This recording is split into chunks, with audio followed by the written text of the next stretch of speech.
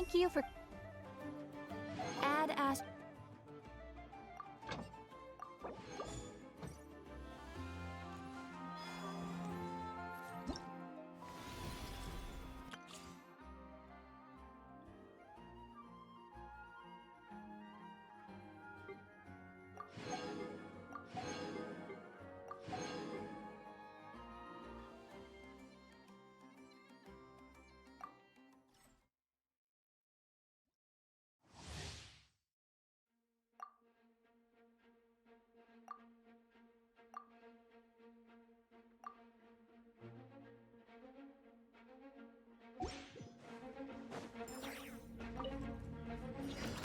Light compels you!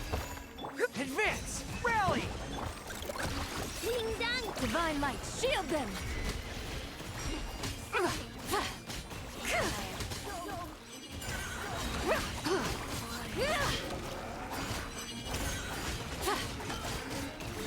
Like the dust! Good luck! Look! Pull in!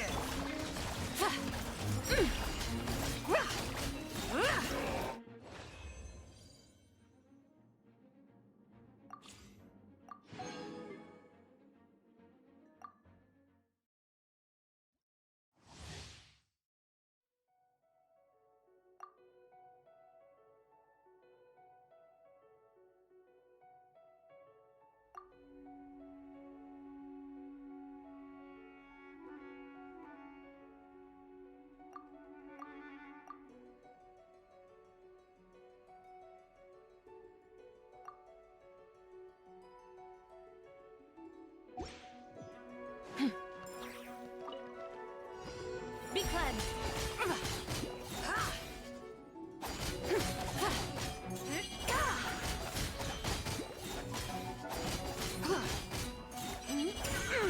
The sky's clear! The glazed moon shines!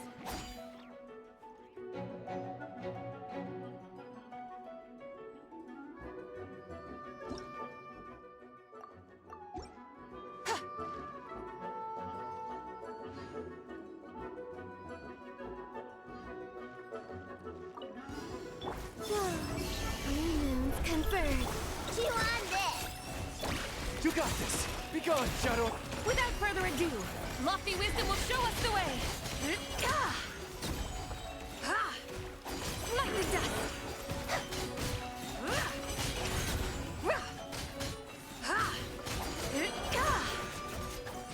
Surge, a moonlit night for... Good luck! Ding dong! Behold, the dawn! While the light... Divine light, shield them!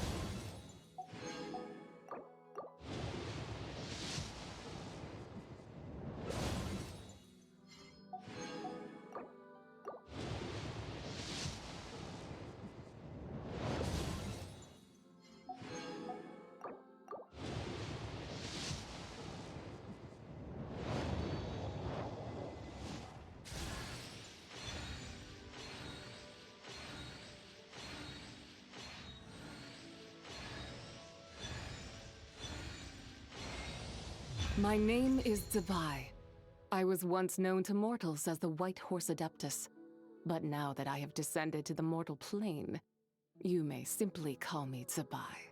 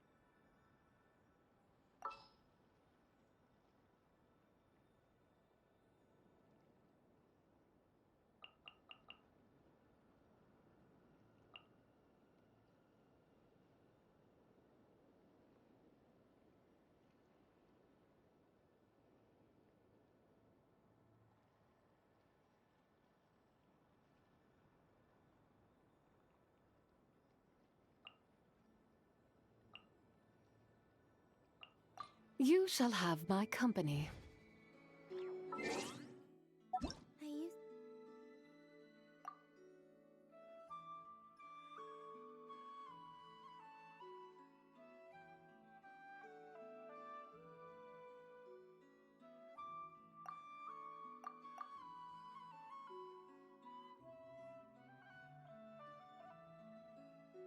To take long walks in some.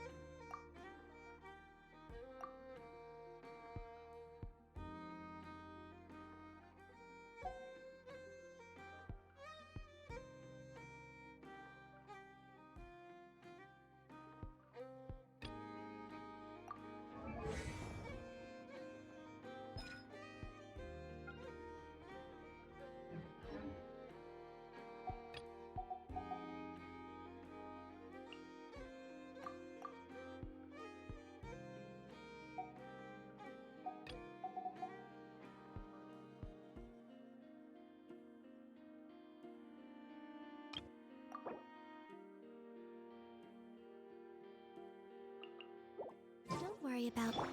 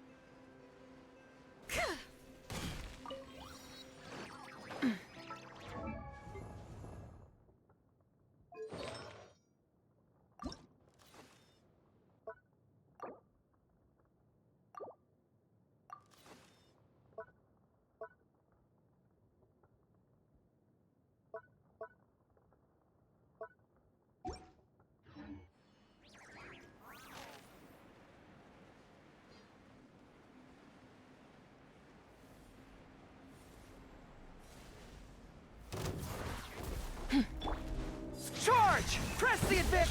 Come on! Whoa. Three moons converge. Go get him, Aiden! The sky's clear. The glazed moon shines.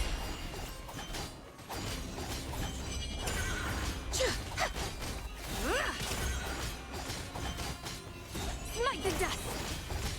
Light compels you! While the light shines, fall in! Rally! A new moon rises. Be cleansed. Lofty wisdom will show us the way.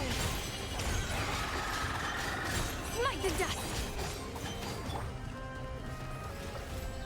Behold the dawn! Charge! Press the advantage! Wane.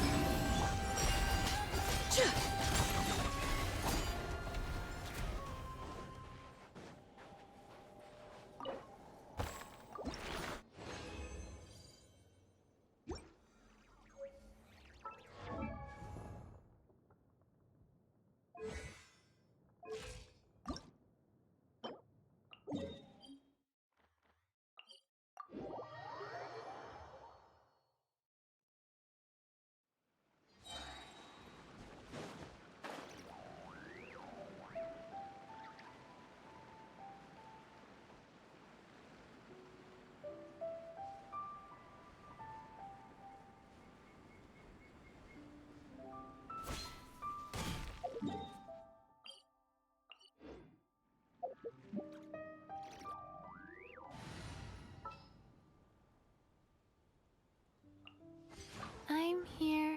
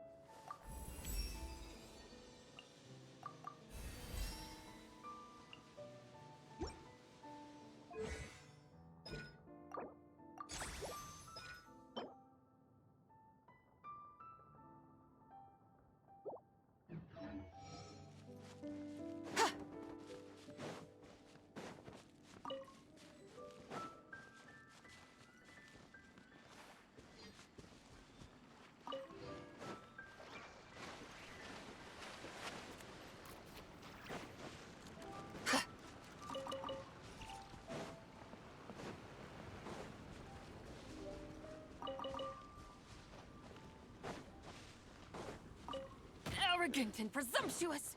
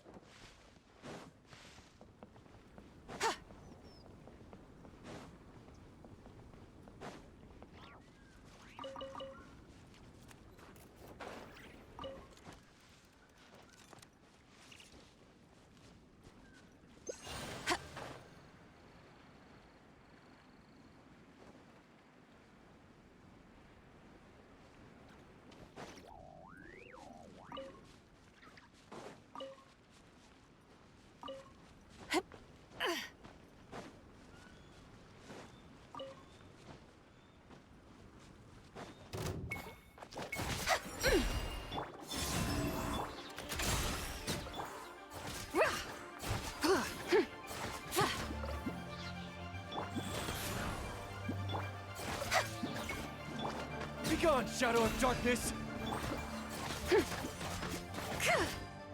Be cleansed!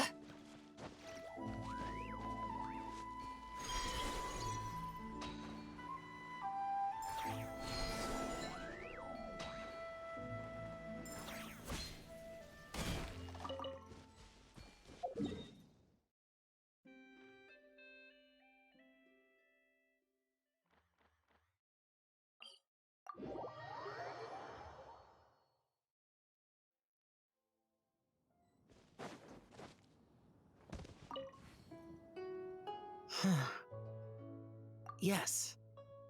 I saved someone from monsters earlier. She was carrying a frame and tools for making shell lanterns, and gave them to me as thanks.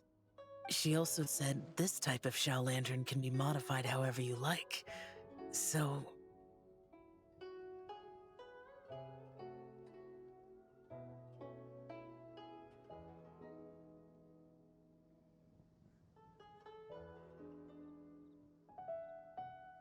Yes, well...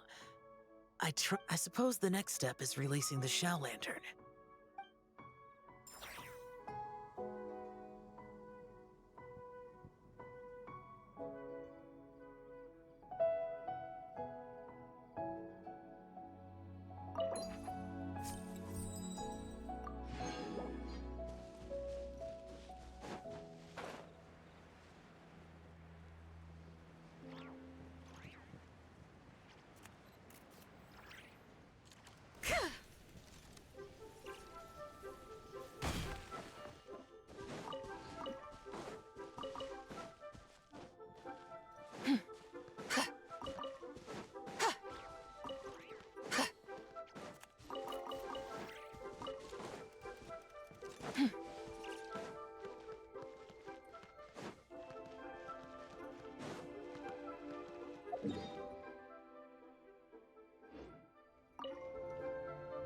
Hey, psst!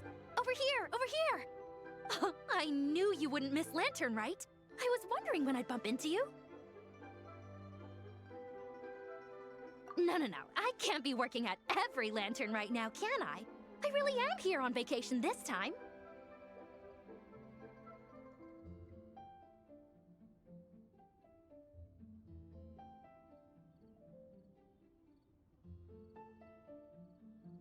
Yup. Miss Pingshi said she'd find a professional photographer to take a good portrait photo. Hey, wait a sec. Don't tell me...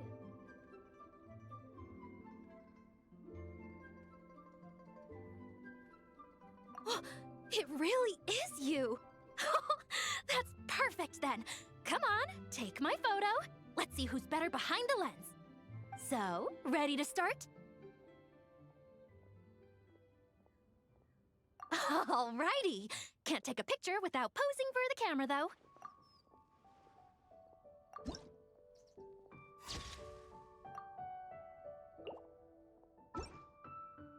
Done? Did you adjust the lens and check the lighting? Make sure the focal length was properly set? Let me check. Wow, you actually nailed everything! Oh, a shot like this is front page quality! Next interview, I'm definitely bringing you along. Imagine the amazing shots we could take together! And a very merry lantern ride to you, too! Oh, hang on, that doesn't sound quite right. Whatever. Have lots of fun!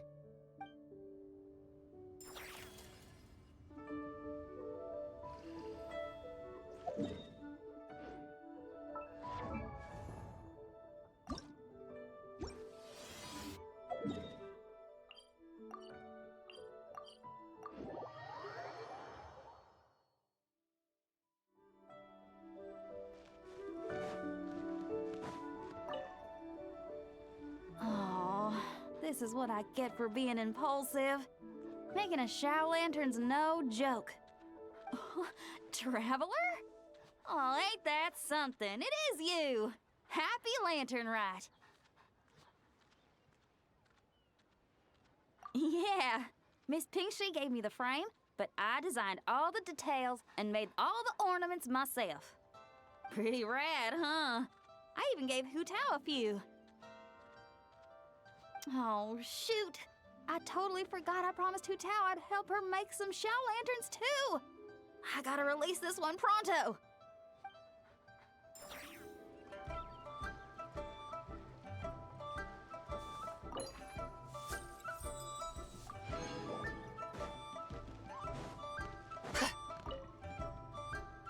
Liu has got so much delicious food.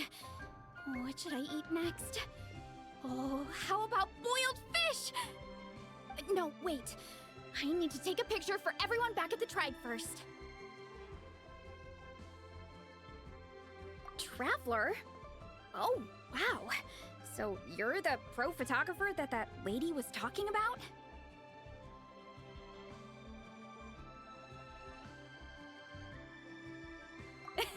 That's fantastic! You're so talented. Of course you're good with a camera, too.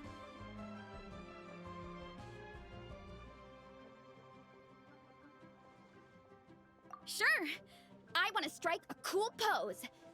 But what if it looks weird in the picture? Any advice?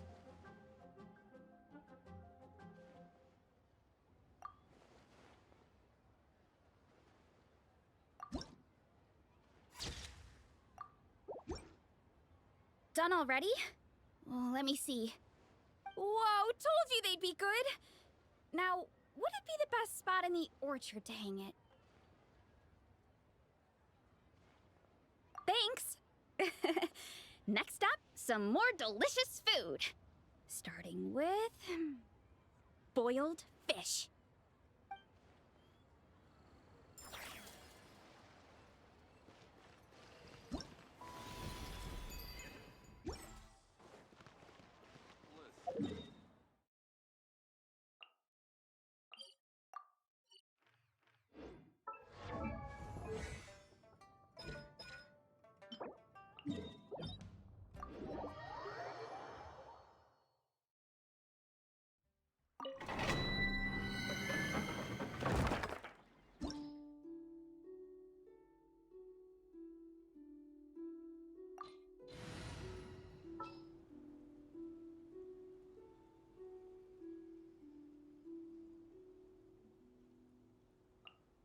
Ready and waiting.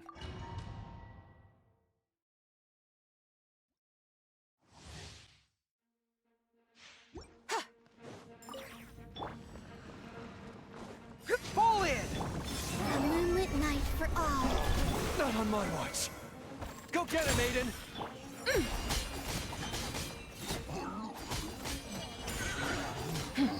The sky's clear, the glazed moon shines!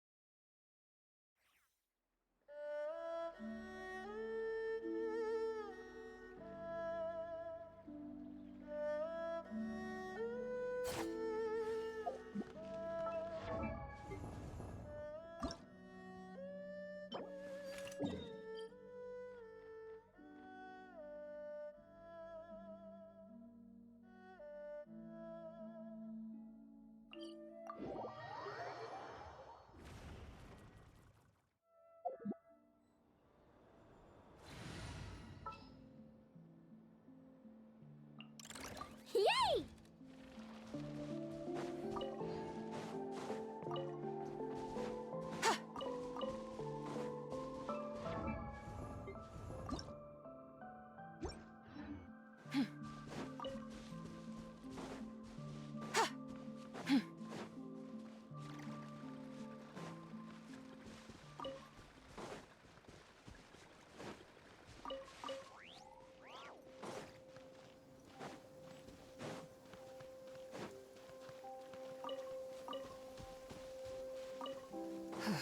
The moon is barely visible.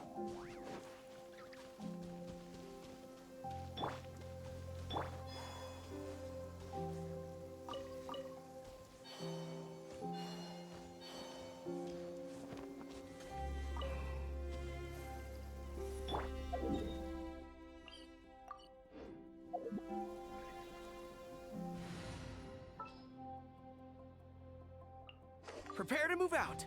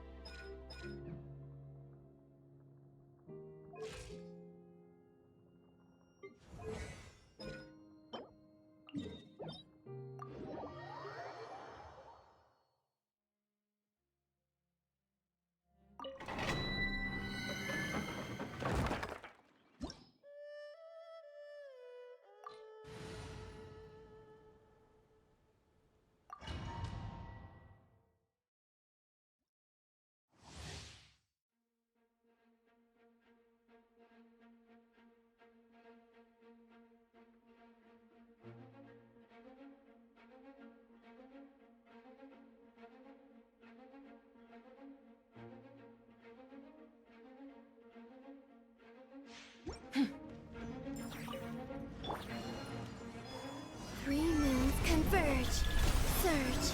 Everyone on me! Advance! You got this! Light compels you! Without further ado, ha! Smite the dust! Divine light, shield them! Run from death.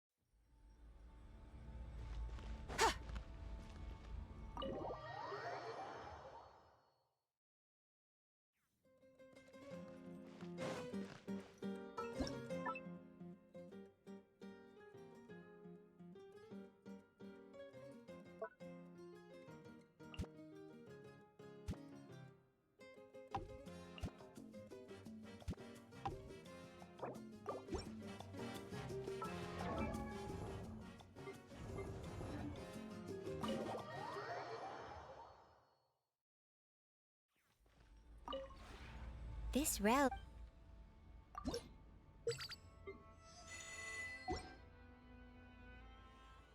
If you ever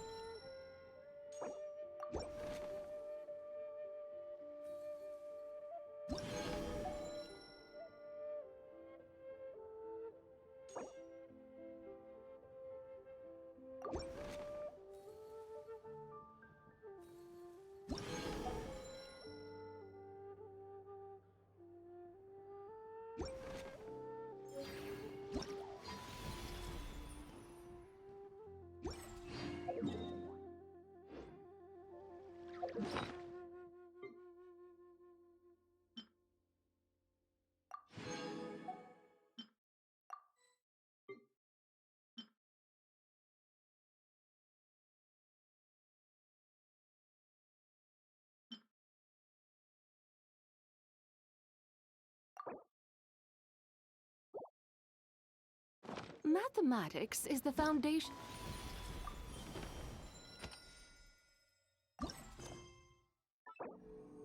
of all things. If you're...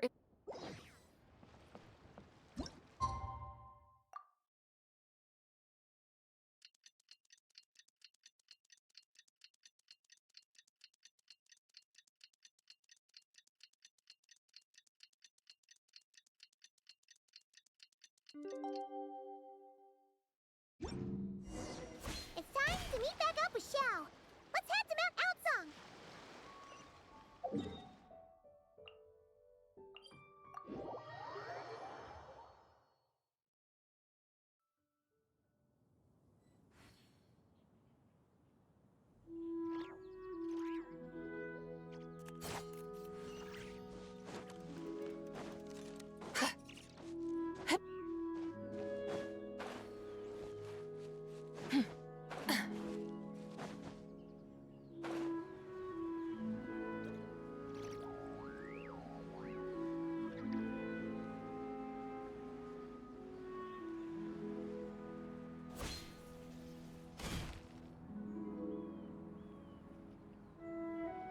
Xiao, Cloud Retainer, Mana Ping! We're here! Any news on Zhangli? Wait, are we missing 2 Adepti? Well, Shenyun banned Mountain Shaper from Mount Outsong for 3 days. Oh, then what about Mooncarver? The scheme to plant mint in one's abode was one those 2 fools devised together? And when it comes to punishment, one does not discriminate. His banishment ends in 3 days as well. Wow, that's pretty harsh, Cloud Retainer. Let's get down to business. We have news of Rex Lapis. Huh? Isn't that... Yes, Rex Lapis's Geopillar. It descended from on high this morning. He must have sent it for a reason, but it does not respond to our touch. So, what does it mean? Is he in trouble? Not necessarily. It could be a message only a specific person is meant to receive. Traveler, you alone spoke to Rex Lapis before he left. Oh, so it must be for the Traveler. Give it a try.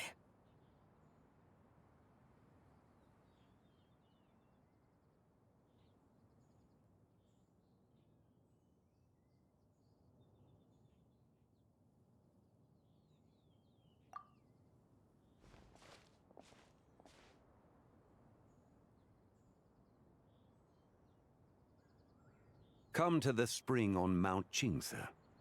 I have left an entrance for you.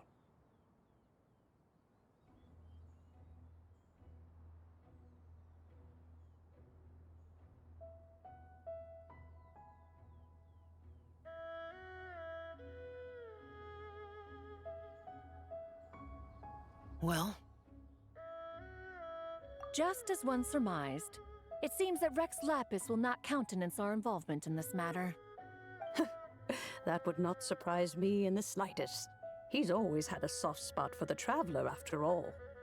But be that as it may, we have served Rex Lapis for millennia now. In other words, I'm sure this has nothing to do with favoritism. He's probably just trying to protect us. that's right. So you mustn't let your guard down, even if Rex Lapis is by your side.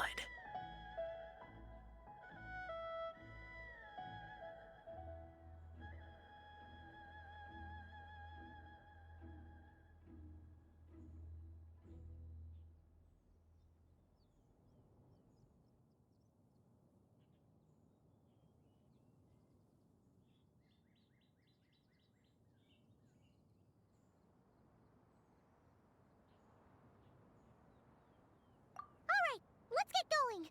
I'll try not to keep you all waiting.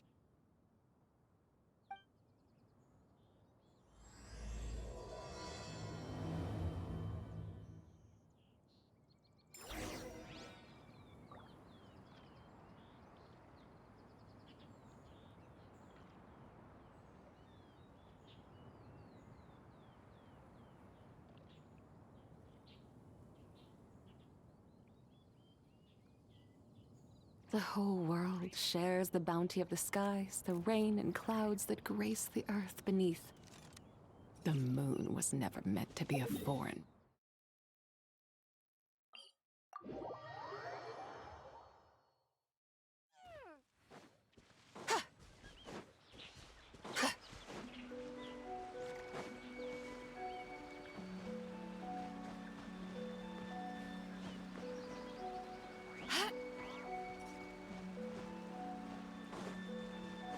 Keep your eyes peeled.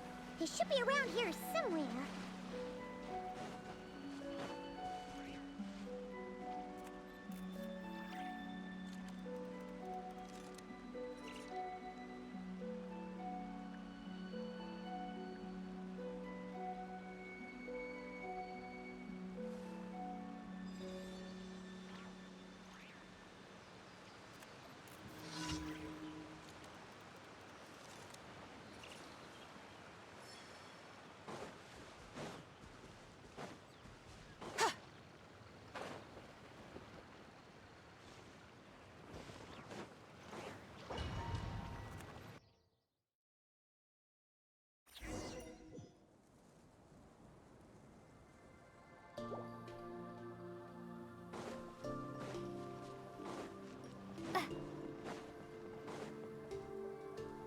Who could have imagined that the once mighty Geo-Archon might end up so, sitting on a humble stool in the woods, quietly weaving moon lanterns?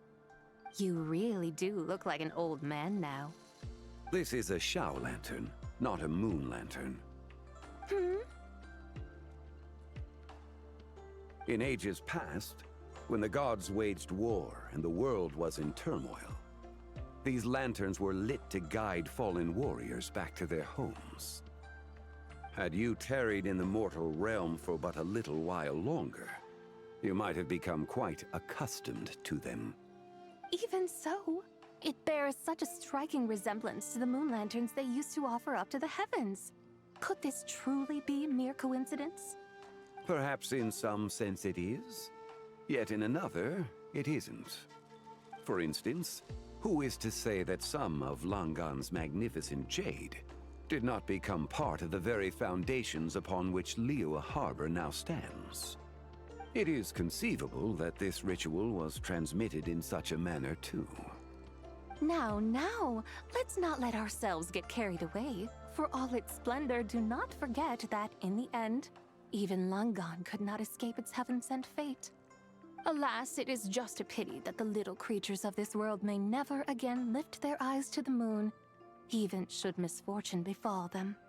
But you, Geo-Lord, now that you rule this realm, why take the trouble, not to mention the risk, to visit one who bears such profound guilt as I? Are you not afraid that you might be sullied by the curse of time that was laid upon me? There is no risk to speak of.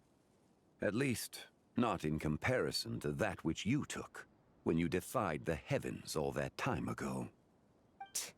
As I have stated, time and again, it was not I who defied the heavens. Geo-Lord, the ancient affairs of Langan have nothing to do with me, for I am but one of her deadly selves, severed before her demise. My name is not Zibai, but Zichao. Surely you did not take us for one and the same solely on the basis that we may all assume the form of white horses? Sorry to break it to you, but you seem to have found yourself the wrong white horse. Anyway, do tell me, what urgent matter brings you here? Very well then. I have come to ask for Zibai's shade. Oh? So, the Geo-Lord has set his sights upon Zibai's human soul. And what is it that you intend to do with it? The world outside is changing.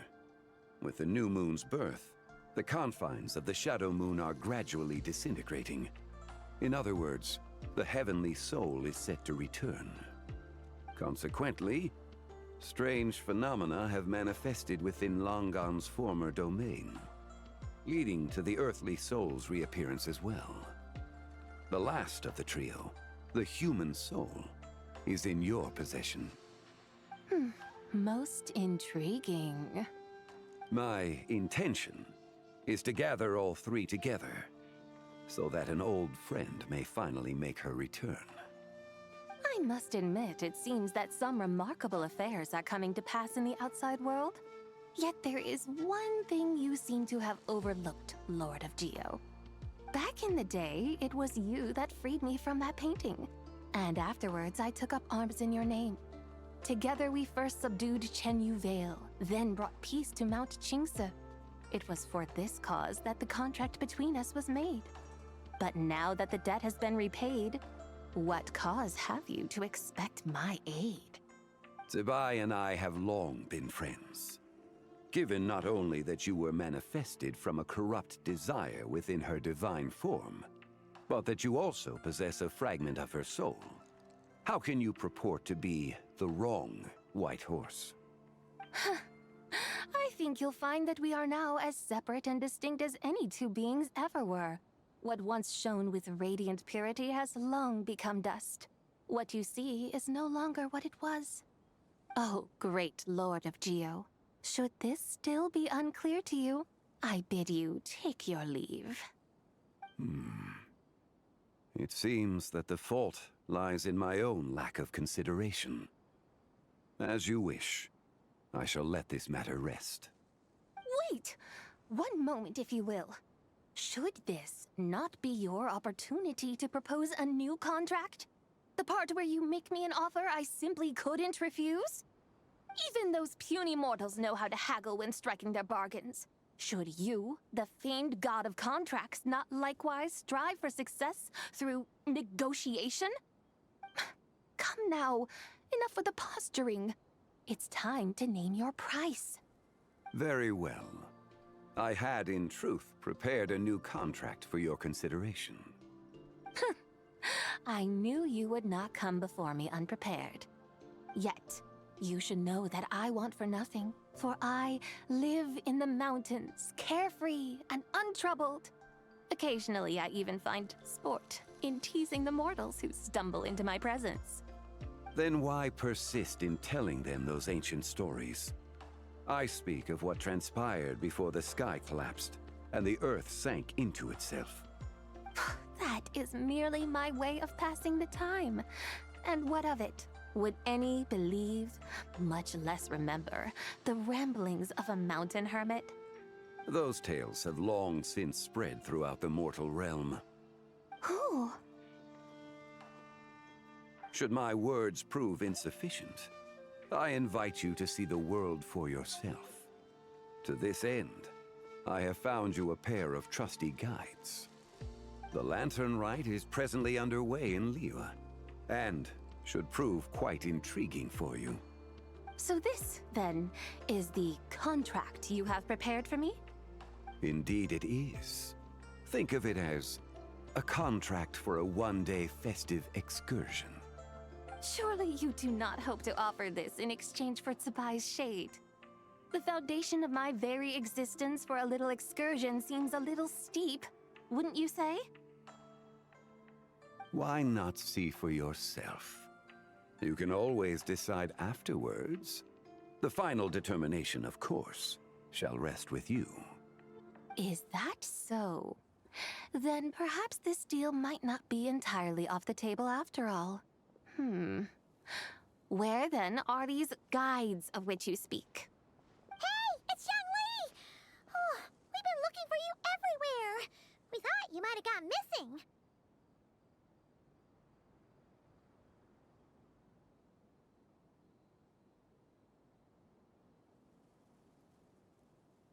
You're here. So these are my guides. Well, well.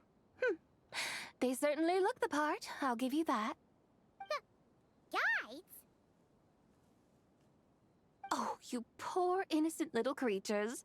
The benevolent Lord of Geo has sold you to me, which means that for the rest of this day, you belong to me. Sold us to you?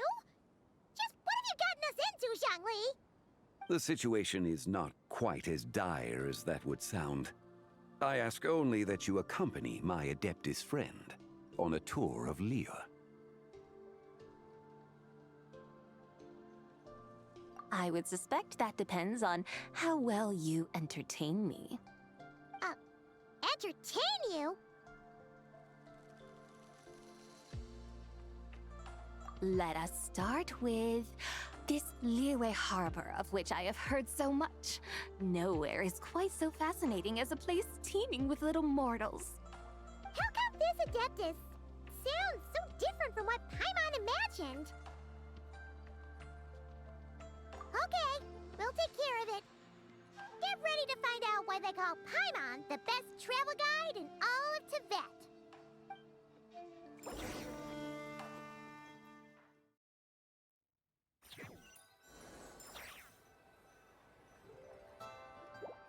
Look! We've arrived at Liyue Harbor. Not only is it Tibet's busiest port, it's also the beating heart of Liyue. So, dear Madam Adeptus, where would you like to go first? With humble fare and wine to sip, in comfort clothed and soul at ease, one eats, and all the heart's ills cease. So we're heading straight for the good stuff? Well, you're in luck, because Paimon's an expert when it comes to food. There are two main cooking styles in Liyue. Li cuisine, which is all about mountain delicacies, and Yue cuisine, which is centered on seafood. The most famous restaurants are Liuli Pavilion and Shinyue Kiosk. Oh, now Paimon's starting to drool. Guess our only option is to go try them both. 2 meals, back to back. Both sound like excellent options to me. Are these the kind of establishments that most people might visit on a regular basis? Not exactly. Both Li cuisine and Yue cuisine are known for their pricey ingredients. Definitely not what you'd call the budget options. But don't you worry about that. Just think of it as Zhongli's little treat. Come on! Aren't you supposed to be pals with Hu Tao? I'm unsure we can afford to spend a little more of her mora at least. Hey! All Paimon wants is to provide our Adeptus with the best possible experience here. Don't you want that too? Both certainly sound like worthy choices. Just now, though, I happened to see a porter pass this way. Where might individuals like him go to eat? A hungry porter, huh? Oh! Paimon knows just the place! Yep. Nothing fancy schmancy there. Just tasty dishes made with simple ingredients in a variety of different styles. Most importantly, it's great value for money, too. No wonder everyone loves it, huh? Oh, and the owner happens to be a good friend of ours, too. One mean restaurant. Yes, even the name itself feels lively and down to earth. All right, let's make it our first stop. Yippee! That's a great choice, too. Alrighty, let's head over there right away. Paimon can't wait to dig in. Wamin Restaurant, here we come.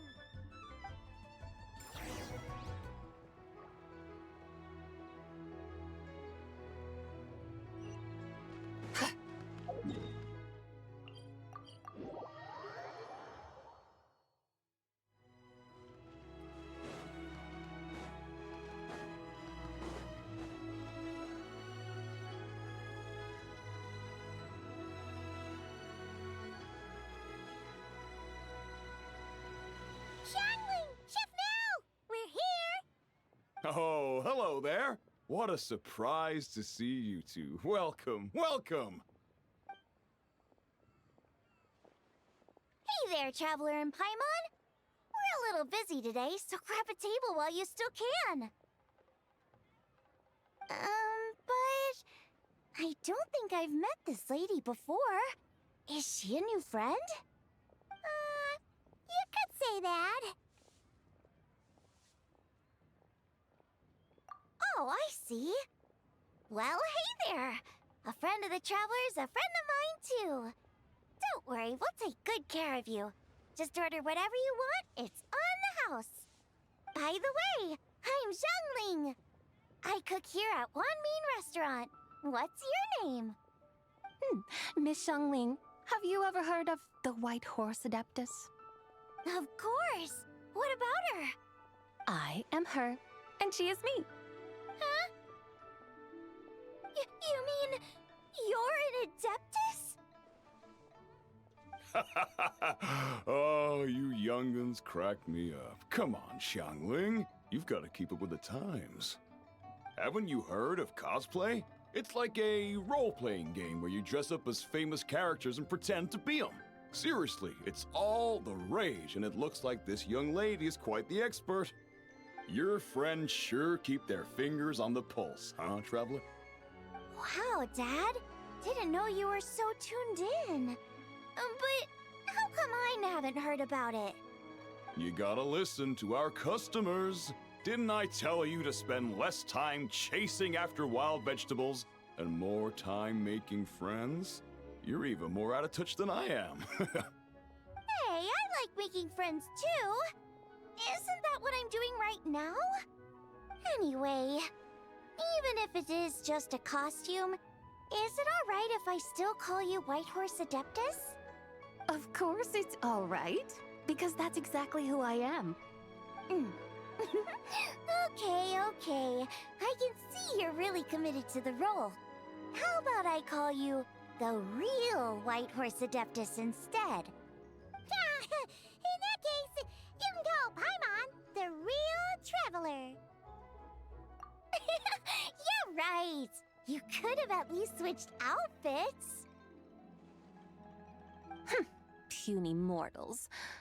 Nevertheless, I suppose it might be amusing to indulge in your little charade for a while at least. All right. Go grab yourselves a table. I'll come take your order in a bit.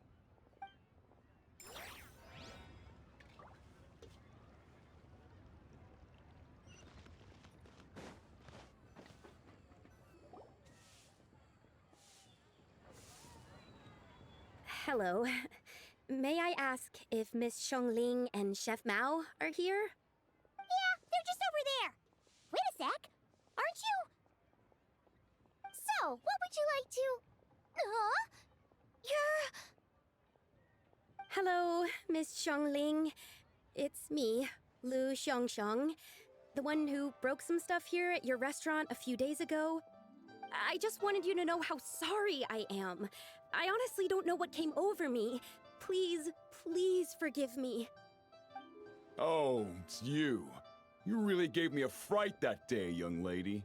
You didn't actually get food poisoning from our black-back perch stew, right? Come on, Dad. She's come to say sorry. It's all right, Miss Lu. You must have been feeling a bit off that day. You're looking so much better now, though. Why don't you grab a table, too? This one's on the house. No, I couldn't possibly. Hey, it's totally okay. We all feel under the weather sometimes, especially when we're away from home. Go on, find yourself a... yikes. Looks like all the tables are taken. Wanna come sit with us? We've got an extra seat over here. Thanks, guys. So what would you like to eat today? Feel free to order anything you like. I should very much like to sample your renowned poisonous blackback perch stew. It wasn't poisoned. That was all on me. So that's one portion of blackback perch stew. How about you guys? Paimon wants...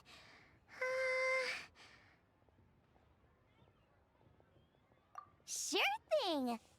Looks like Paimon's having trouble making up her mind. Anyway, I guarantee you'll love it. Let me think. Well, since the blackback perch stew is on the spicier side, I guess it makes sense to balance it out with a serving of stir-fried shrimp. And since it's Lanternlit season, you better try out the triple-layered consommé and come and get it too! Those are our seasonal specialties. As for the carbs, since we've got a full table, how about some right at home? Along with our special chili mince cornbread buns. Trust me, you won't be disappointed. Then for dessert, I'll whip you up some Lucky Snow Delight. I just came up with it a few days ago, and I can't wait for you to try it. Wow! Sounds like quite the feast! Looks like Paimon's in luck today! Am I the only one who thinks that's way too much? Not at all. Don't worry, I know what I'm doing. And to top it all off, our star dish, Adeptus Temptation. You should know that we don't often serve this here at Wanmin Restaurant. But since this is my first time cooking for the White Horse Adeptus, I'm pulling out all the stops. Okie dokie, just sit back and relax. I'll have your dishes out in no time. Hold on. Did I just hear Miss Xiangling mention the White Horse Adeptus? You did indeed. And you're looking right at her. That's a joke, by the way. She's cosplaying. Oh, I see. Phew, almost believed you there for a moment. Tell me, little one, what business might you have with the White Horse Adeptus? It's a long story. Basically, a while back, I took part in an archaeological dig over at the chasm. While we were there, we discovered a number of relics. Our findings show that they date back to the era of Long Gone, an ancient nation whose people are said to have been the ancestors of some of the modern-day inhabitants of Chenyu Vale. And why might such matters concern the White Horse Adeptus? Because some of those relics not only seem to contain textual references to her, but even depictions of what she looked like. There have long been legends claiming that the White Horse Adeptus was a deity of that era, but there are plenty of other theories out there too. If I could just locate some more detailed records, I'm sure we'd be able to find out so much more.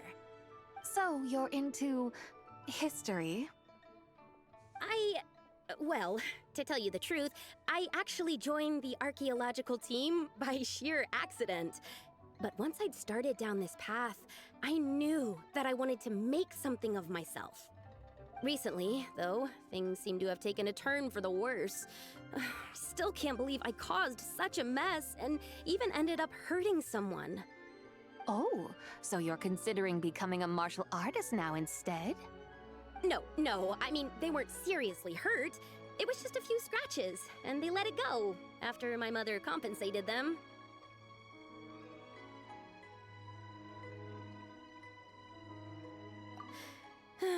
Either way, my career is pretty much over.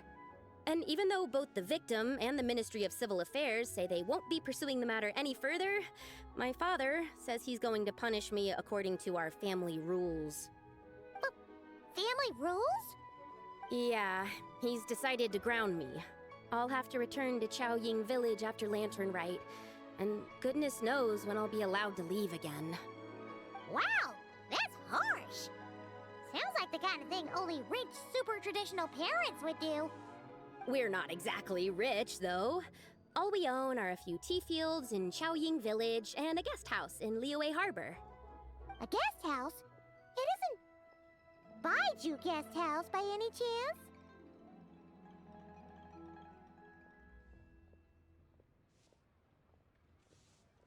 Yep, he's my grandfather. So, you've heard of the guest house before? Small world, huh?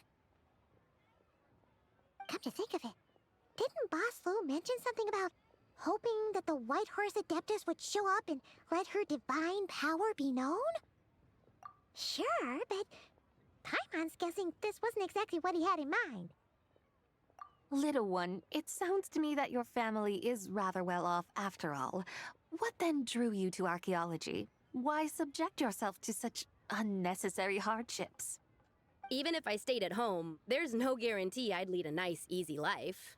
just look at my father. Recently, my grandfather put him in charge of the guest house, and he came up with a bunch of ideas right away, starting with changing its name. That didn't turn out well, though. My grandfather yelled at him for days, even calling him a bad son, and they still haven't let it go.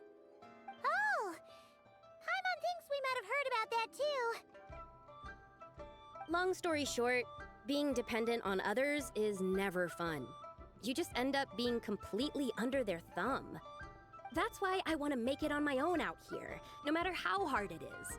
After all, as the saying goes, to rise above others, one must endure the hardest of hardships. What's so funny about that? You poor, innocent little creatures never fail to amuse me. To think you would endure all manner of hardships in your brief time on this mortal plane, and all that merely to rise above others. I would have thought that the wiser path would be to simply roam this world as I do. Huh? Tell me, what is it that you truly delight in? Archaeology? Martial arts? Tea planting? Or perhaps the keeping of a guest house? What I delight in? Yes! Surely there must be something you don't find quite so exhausting. Whatever delights you should not feel like a burden. But do things like that really exist? Of course! Take Miss Xiangling, for instance. I defy you to detect even a hint of hardship on her face when she wields her walking spatula. So, since it seems you are resolved to tread the rocky path, you should strive with all your might to pursue that which brings you delight. You mean, like cosplay? I suppose you might say that. Looks like the White Horse Adeptus is really getting into her role. I think I get what you mean then. Maybe I should have a chat with Miss Xiangling before I head home. Okay, everyone. Sorry to keep you waiting. Here's your food. Wow. It all smells so good. Oh, finally! I get to try that famous poisonous stew. Hey! Didn't you hear what Shang said? It wasn't the stew. If anyone's to blame, it's that other you. What's up? How fiercely this mortal fare burns upon the tongue!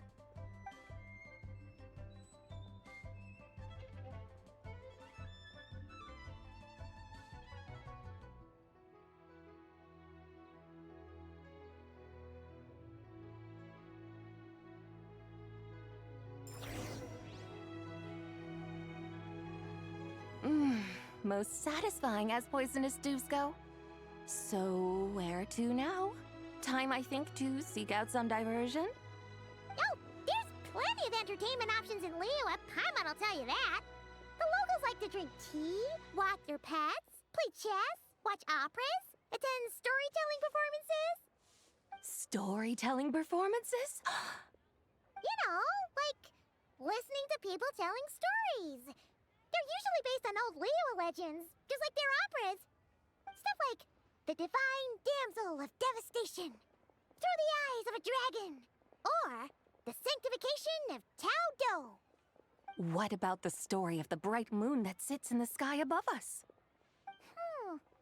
Paimon doesn't think she's heard that one. Still, the moon does come up quite a lot. It's even in the name itself. The Yue in Liyue actually means moon. Since we're on the subject, you like telling stories yourself, right? Why don't we go check it out? In that case, I'll have to trouble the two of you to lead the way. Awesome! Let's go!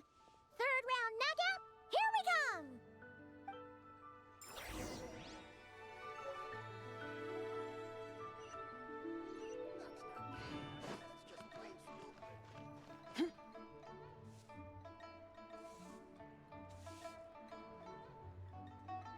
What a tongue twister. I'd have made a complete fool of myself if I tried to say it on stage without practicing it first. Huh. Call yourself Iron Tongue, Tien. Wobbly Tongue, Tien, more like.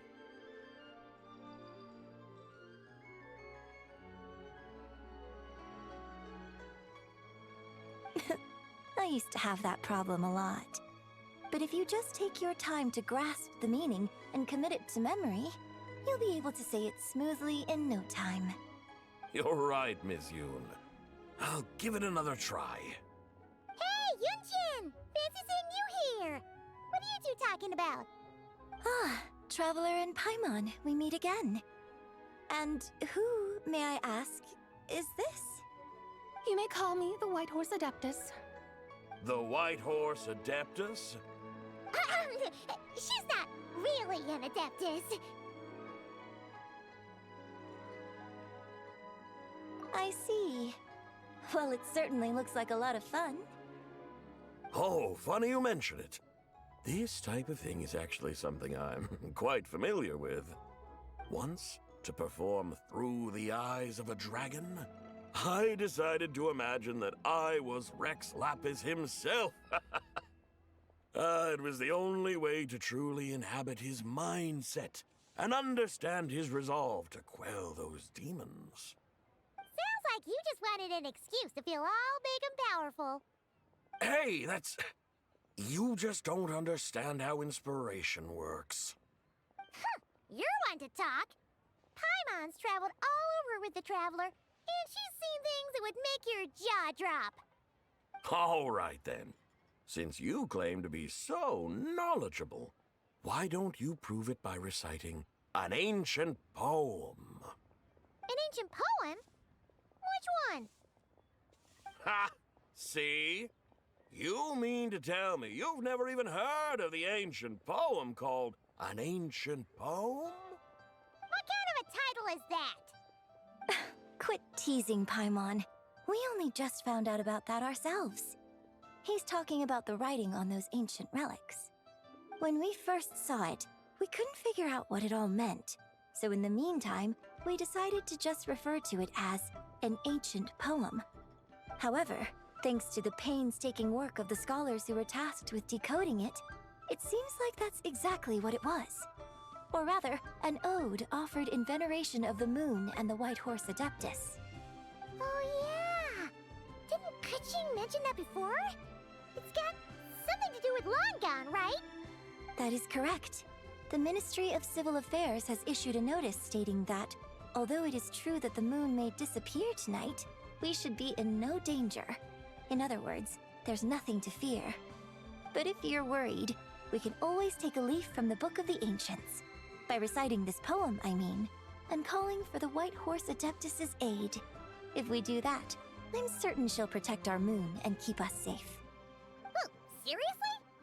Paimon has to get a look at this. Under moon eternal, in radiant night, a maiden grants silk, soft and light? What in Tibet's that supposed to mean? Under moon iridescent, in night divine, blah blah blah, something cloth so fine. Something about fields being plowed, something else about seeds being sown from the earth. Seriously? What is this? The fields are plowed, the seeds are sown, and from the earth, life is grown.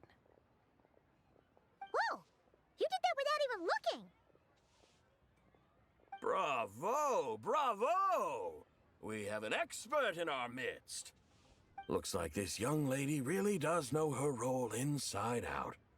If I didn't know any better, I'd have taken her for the real deal. That's because I am the real deal. That's the spirit. This is exactly the kind of mindset I was talking about. Behold, mortals, I am none other than the indomitable Rex Lapis himself. Kneel before my godly splendor. Believe me, young lady, I know exactly why you do it. Back in the day, I was just like you. I must say you are rather amusing as mortals go. Miss White Horse Adeptus, it is a great pleasure to make your acquaintance today. I have some questions regarding the poem, and I was wondering, perhaps, if you might be able to shed some light on it?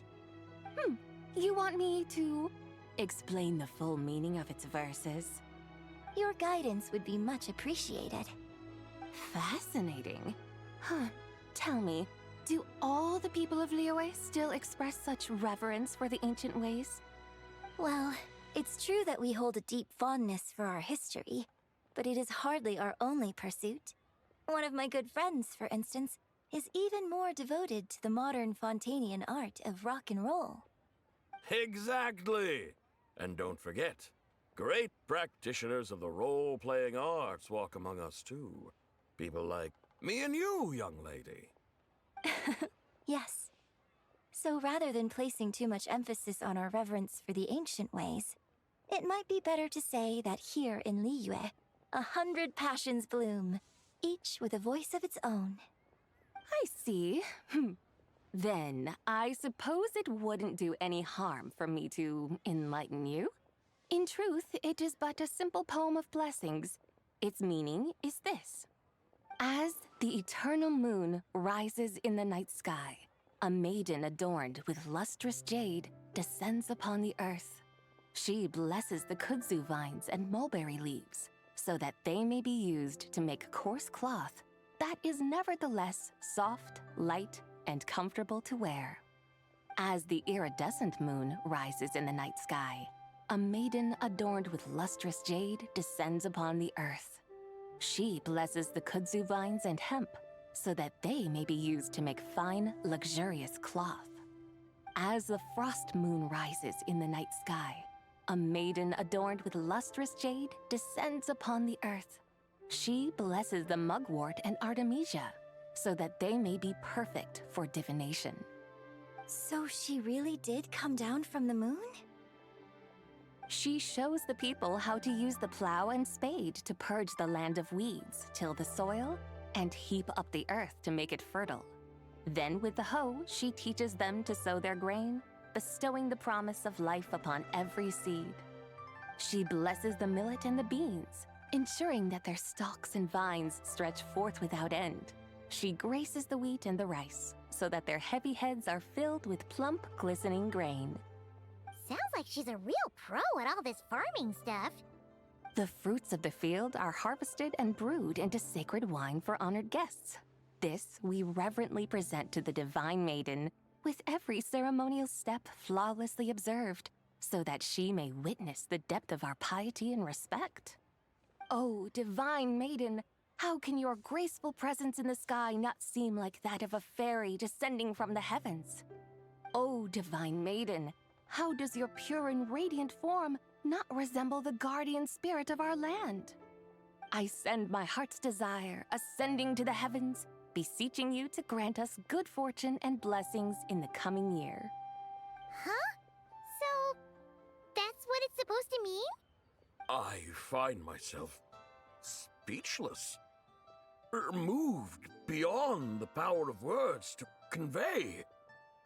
Oh, young lady, you have shown me the heights to which a true role player might aspire. A truly remarkable performance. I did not anticipate that anyone could unravel this poem with such depth and clarity, and so soon after the Ministry of Civil Affairs noticed, too. I'd even begun to consider myself somewhat versed in the matter, but as they say, there's always someone more knowledgeable out there. Allow me to extend my thanks to you, Miss Whitehorse Adeptus. You are far too humble, young one. I must confess, it is I who have been surprised, not only by you, but also by this Liyue harbor of the present day. Ah, so you're not from Liyue. And what, may I ask, has surprised you about it? Oh, it's nothing really. Just some old memories scattered here and there. Very well, my guides. I suppose it is time we set forth on the next part of our excursion. I'd like to go see that wharf now. What say the two of you? No problem! We'll take you wherever you want. Oh, leaving so soon? Before you go, allow me to introduce myself. I am Yunjin, director of the Yunhan Opera Troupe. May I ask your name in return? My own name is scarcely worth mentioning, but since you asked, perhaps I'll tell you the title of that poem instead. Huh? So, it isn't actually called an ancient poem? Of course not. Its real title is Odes of Long, Zibai. Odes of Long, Zibai. All right then, until we meet again. Oh there. Come and see these rare and precious curios around against me.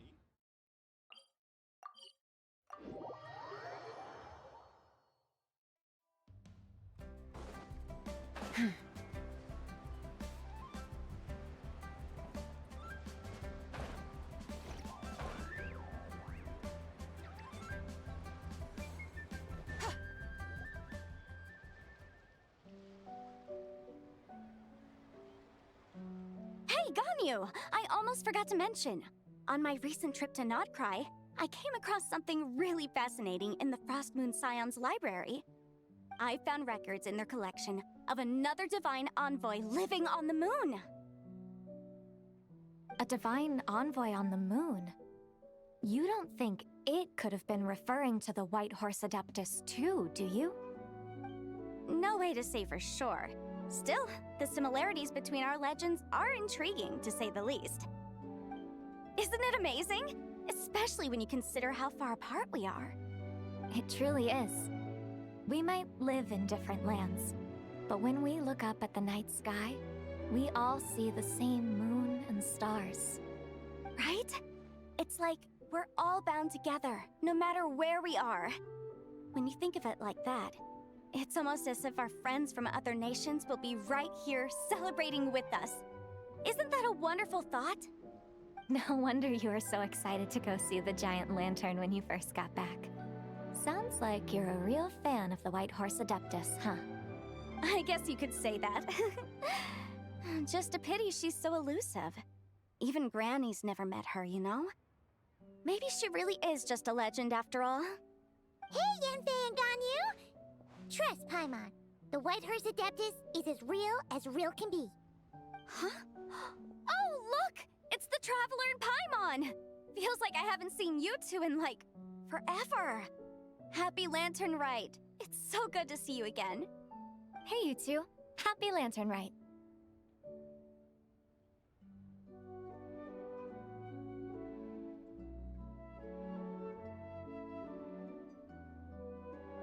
Did I hear you right just now, Paimon? Does that mean you've actually seen the White Horse Adeptus? She has indeed, and now, so have you. Huh? And you are? Why, who else? The White Horse Adeptus, of course! Could you maybe start with something else next time? You're the White Horse Adeptus?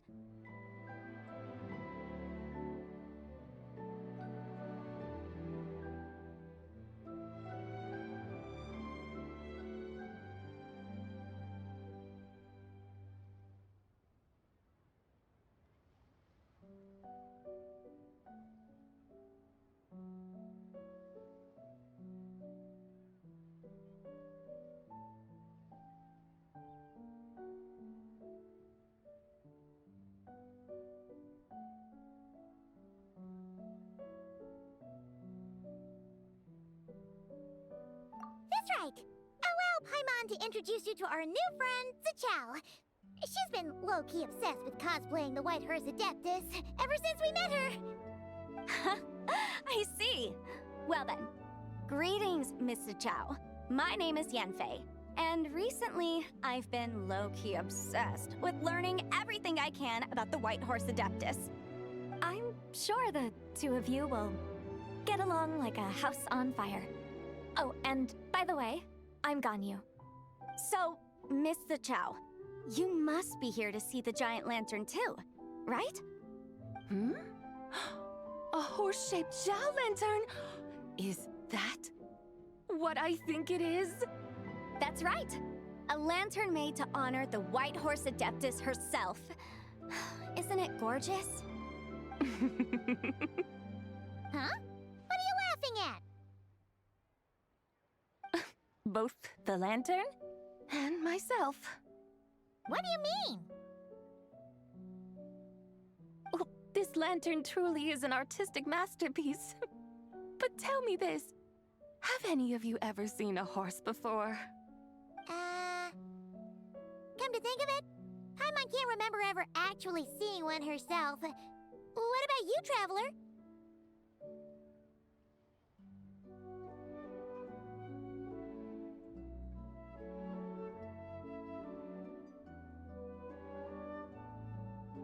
Oh, this horse appears to be mid-trot, but it has adopted what is called a lateral gait, where the legs on one side of the body move together in unison. A rather rare sight indeed. Just now, I suddenly pictured myself, I mean, the White Horse Adeptus running the same way. The image was so absurd, I could barely contain my mirth. Oh, really? I never knew that. You learn something every day, huh? Oh, come on! It's basically a giant piece of fan art! Who cares if it's different than the original?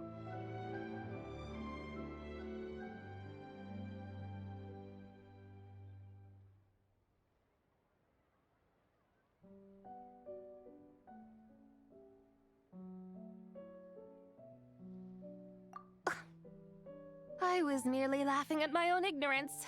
I came here thinking that the White Horse Adeptus's tale had been long forgotten. Yet here I am, gazing upon a lantern made in her honor. Well, you couldn't have been more mistaken. There are so many tales about the White Horse Adeptus, I'm starting to lose count. Just off the top of my head... Just so you know, Yanfei, we've heard it all like a million times before. Uh-huh. But there's one thing I can guarantee that you haven't. Huh? You mean like a new chapter of her stories come to light? Mm-hmm. And I heard it from Ganyu just yesterday. Hey, why don't you share it with the others? Sure, no problem. Where to begin? Do you guys still remember what Liyue's Moon Chase Festival is about? Of course! It's a festival held in honor of the Stove God! That's right. But it took a really long time for the Stove God Festival to become what it is today. In its earliest form, it was actually an adeptal ritual known as the Moon Chase Rite. Paimon remembers Madame Ping mentioning that before, but she never explained exactly what it was. According to Cloud Retainer, the Moon Chase Rite was originally a ritual meant for communicating with the moon. Communicating with the moon? But for what purpose? At first, Cloud Retainer wasn't entirely sure either, as it was always Rex Lapis who performed the ritual. Whoa! Rex Lapis did it himself? Must have been a really important ritual. That's right. Unfortunately, despite numerous attempts, they never actually received any response from the moon, which is why they eventually stopped performing it.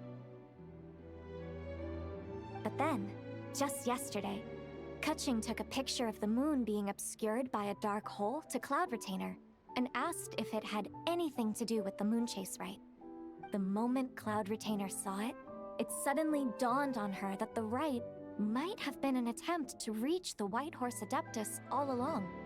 Does that mean Zhongli's been trying to bring back the White Horse Adeptus all this time? So how about that? Bet you never thought there might even be a link between the White Horse Adeptus and the Moon Chase Festival.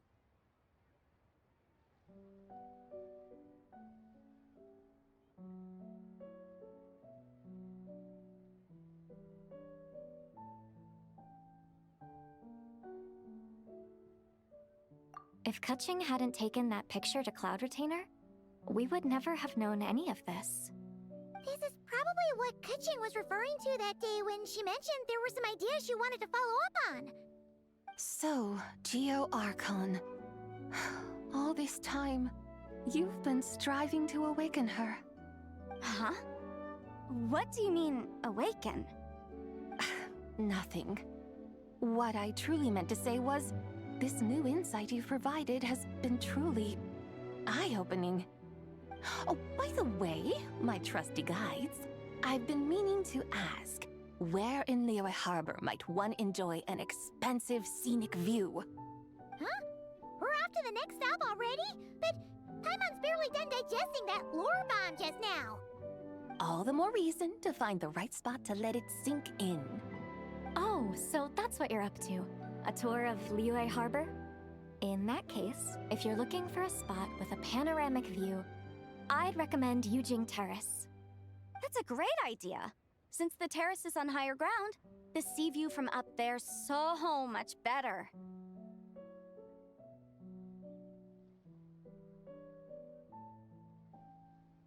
Great! Well, the lantern ride's about to start, so we should get back to Granny's now. Hope to see you all at the festival tonight.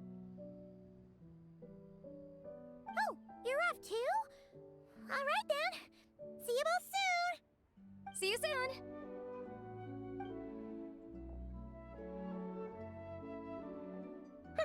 Very well, my guides. What are we waiting for? Okay, you're the boss. Yujing Terrace it is. After all, the customer's always right.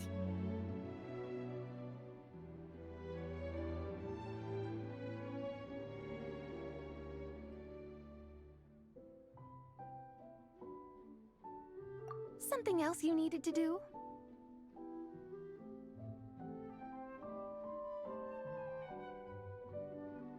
Oh, Paimon likes that idea.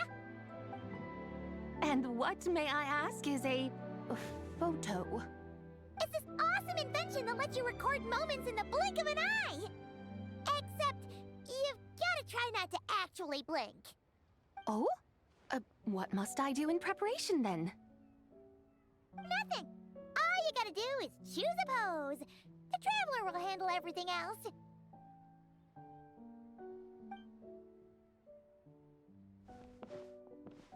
Come on, let's give it a try.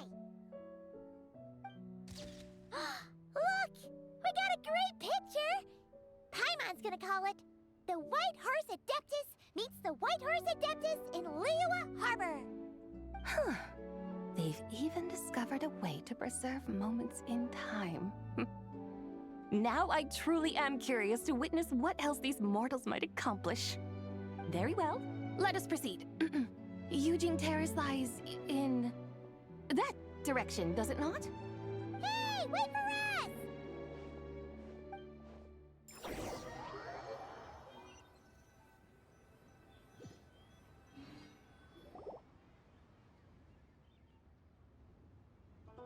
Truly a marvelous view if ever there was one. It seems the charm of this Liyue Harbor is only heightened by the sun's dying light. And soon, people will start releasing their Xiao lanterns to mark the most important day of the year. Practically everyone will be with their friends and family, eating a big meal, chatting, and even setting off fireworks. Trust Paimon, it'll look even more amazing then. What do you say? Want to stay to see that? No need. Let us bring this weary day to a close. Weary day? You mean you didn't enjoy your tour? I had imagined you would arrange for me to witness some grand spectacle. Perhaps the descent of divine beings, the manifestation of the sacred before mortal eyes, or the appearance of a selfless hero come to aid the helpless and downtrodden. Or, should that not come to pass, then at the very least, spend a little more coin. For that, it seems, is how one finds true enjoyment. Alas, but there was none of these. Instead, we merely filled our bellies, listened to tales, and gazed upon a crude imitation of my likeness. And now the sun begins its descent. What a day of quiet tedium. Well, we're so sorry. If we'd known that was what you wanted, we'd have done it all differently. It's all that Zhang Li's fault for not making the customer's requirements clear. Well, it's too late now. Do you still believe I would part with that soul fragment, now so intertwined with my very being? But...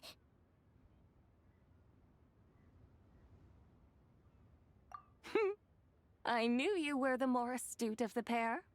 Huh? You were just trying to scare It seems the realm of the Geo Archon has a way of making one more stony-faced. So, you were just pulling Paimon's leg? Of course. I was merely engaging in a little banter with the two of you. Long ago, I shared tales with various mortals who chanced upon my mountain abode. Never did I imagine that those stories would endure. It seems I greatly underestimated them. Perhaps, as your Geolord said, a few pieces of ancient Langan's magnificent jade have truly become part of the very foundation of this land. So, you've decided to help us? Again, that goes without saying. I made up my mind some time ago now.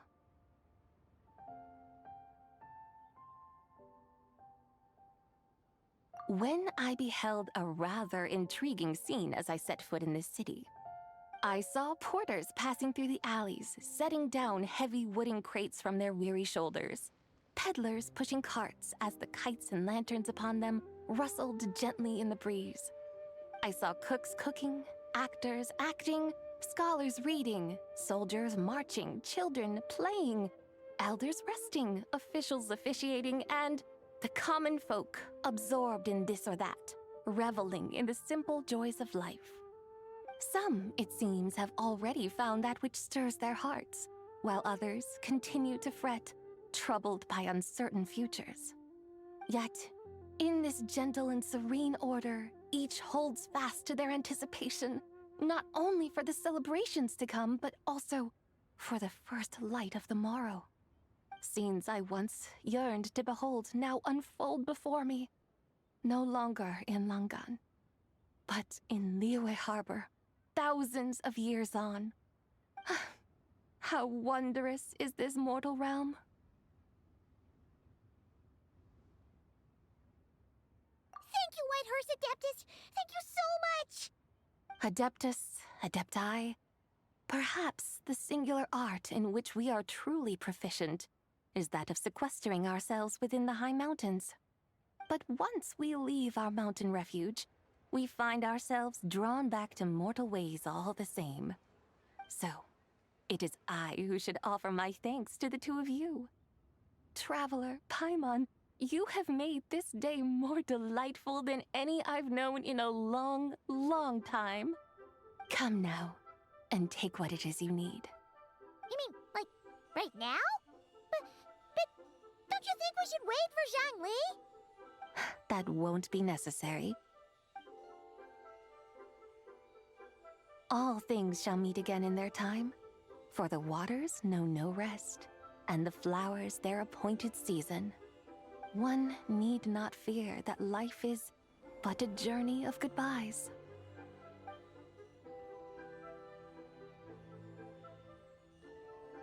Is she gone?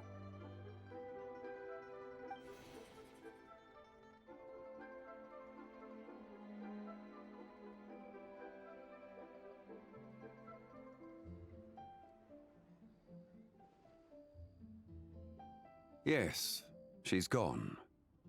A deadly self is formed from the body's impure vapors, so naturally it cannot survive long in this world. Had it not been sustained by the remnant of Zibai's soul, it would have faded away a long time past. Now that the remnant is gone, it has severed its ties to the mortal world. Zhangli! When did you get here? A while ago. Paimon would have thought you'd at least want to say goodbye. Though mountains endure, the ceaseless waters will, at last, wear away their sharp edges. Thus must I meet the marks wrought upon her by the ruler of time with great caution. It may be goodbye for now, but someday we will meet again. Really? And when might that be? Who can say for sure? Years and years from now, perhaps. Or maybe tonight, at the Lanternlit. Are you saying that if the Whitehorse Adeptus were to be resurrected, she'd still have the memories of the three deadly selves? That she'd We will find out soon enough.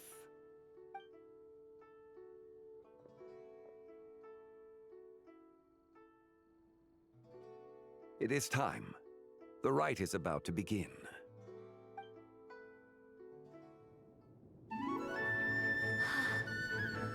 The rite is about to begin. Is the moon really gonna disappear? Got your lanterns ready, everyone? All set.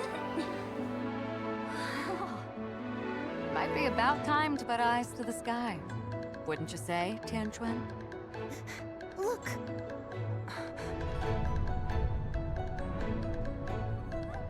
When the sun's out, eat the sun. When the moon's out, eat the moon! Whoa, is this the lunar eclipse? Under moon eternal, in radiant night, a maiden grants silk, soft and light. Under moon iridescent, in night divine, a maiden grants fiber for cloth For so you. fine. Under moon of frost, in night so great, a maiden grants tools to divine our fate. The fields are plowed, the seeds are sown, and from the earth, life is grown. The seedlings stretch, the crops do rise, and all unfolds before our eyes. Fruits are gathered, sweet wine is poured. These gifts we offer to our Lord. Pure is heaven, so fair and bright. She shines as light in this dark night. And with her does this, wish take flight.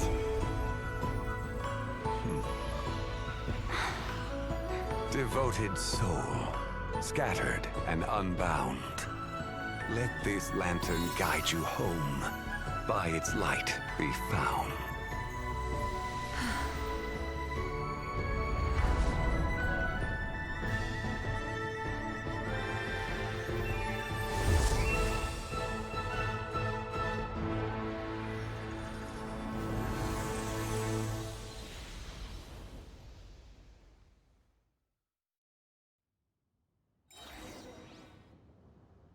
Did we do it?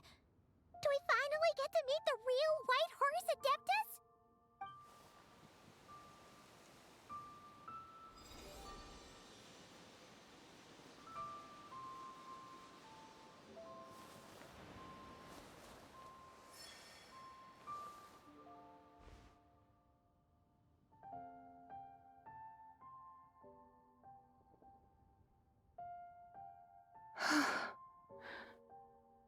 This place. Where am I? A familiar land, now known by the name of Liyue. Liyue? The peaks adorn the clouded moon.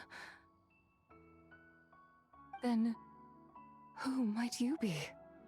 Oh no! She seems to have lost all her memories after all. And those countless lights in the sky. What are they? These lights, each like a dwelling in glad accord, usher in this day of joyous rebirth. And whose rebirth might that be? That of my old friend, Zibai. Zibai?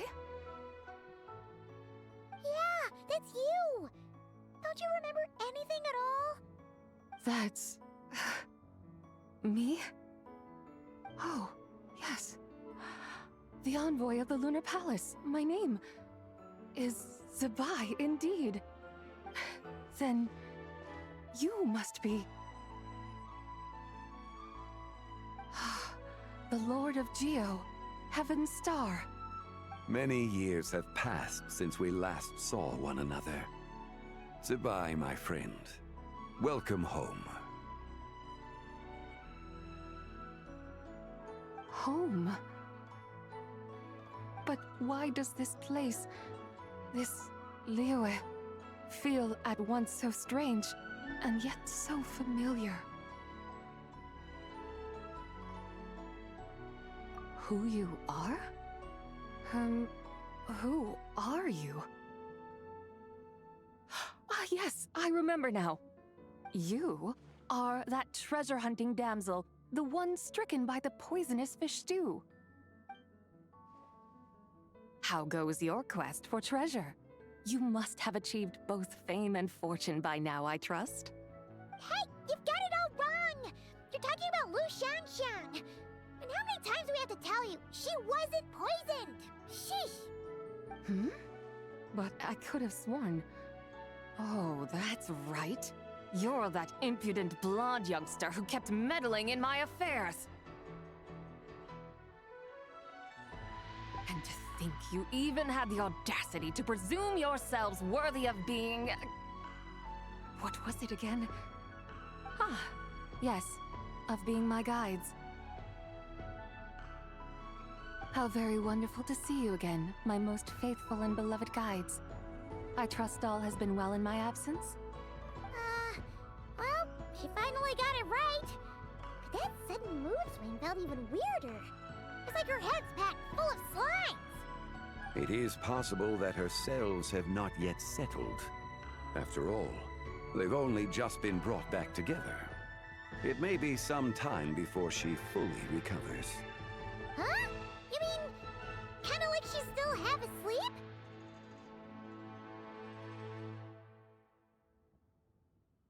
That I cannot say for certain. Perhaps a few days. Perhaps a few years. A few years? Mortal years are but a poor measure when divine beings tread the realm of dreams. Well, if you say so. Anyway, at least she's whole again, right? That already seems like a pretty good outcome to Paimon. Yes, there is little cause for worry. We need only wait and let time take its course. Say, what are those little creatures over there up to? Celebrating Lanternlit, of course. And those lights up in the sky? Those are all Shao lanterns. This year, each and every one of them carries a little wish inside. Lanternlit. Then, may I join in too? Of course! Why else do you think we've been running around like headless chickens these past few days? Tell you what, Traveler, why don't we take the White Horse Adeptus out to celebrate? Who knows? Maybe seeing some familiar faces might help her find her feet?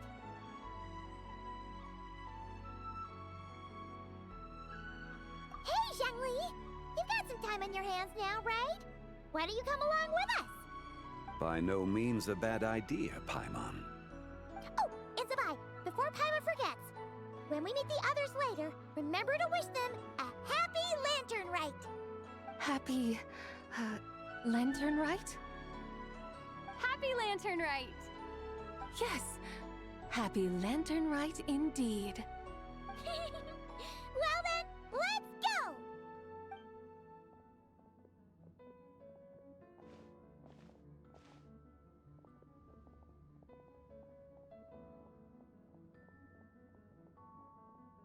Lanternlit.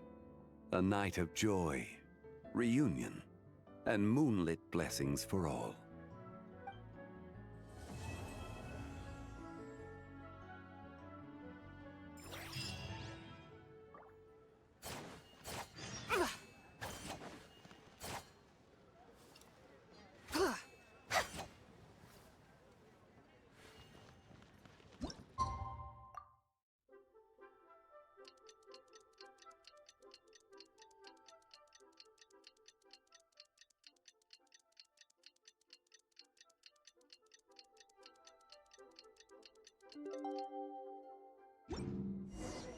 Paimon wonders how the White Horse Adeptus is getting along.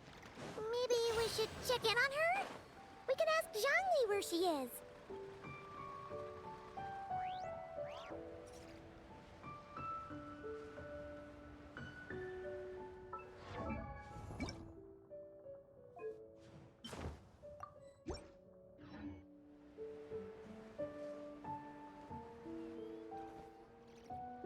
Oh, looks like Zhangli hasn't stopped by for tea today.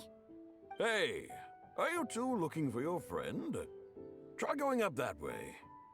Is Zhangli up that way? No, but that young lady who was dressed up as the White Horse Adeptus the other day is. She's your friend, right? I just saw her head toward Wanmin Restaurant. I was wondering why she was eating alone.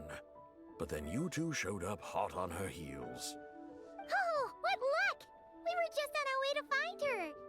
But what's she doing at Wanmin Restaurant? I have no idea.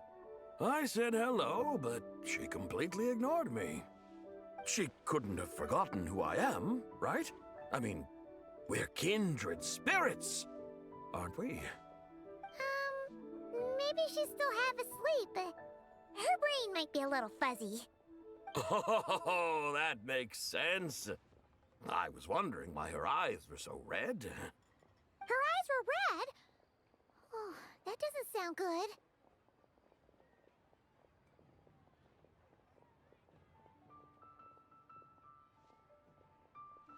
You young people, staying up all night because you think you're invincible?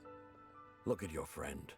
Missing out on sleep so she can pretend to be the White Horse Adeptus. That's where that leaves you, you know. A word to your friend from someone who's older and wiser. She really needs some rest. Paimon won't be so certain about the older and wiser part. Yeah, what was that?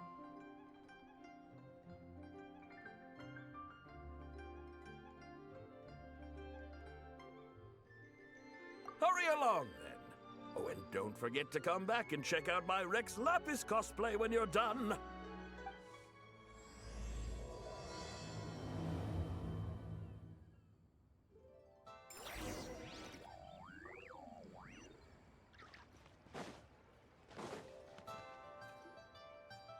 Where's the proprietor?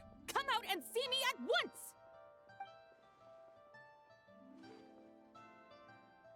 Xiangling and Chef Mao aren't here right now. What can I help you with? And who might you be? My name is Shenhe. I work here at Wanmin Restaurant. Shenhe. Shenhe. Are you that crane adeptus who loves planting mint? It's been a few days. Have you improved your gardening skills? Did you manage to cover the slopes with mint? Mint? I don't know anything about mint.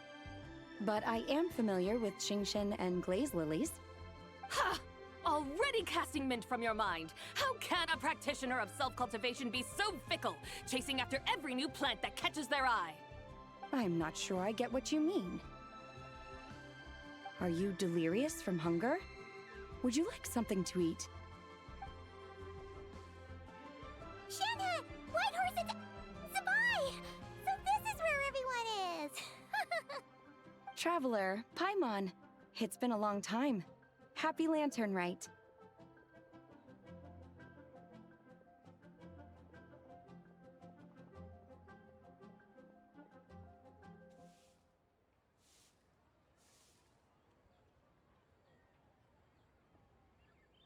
Is this customer a friend of yours?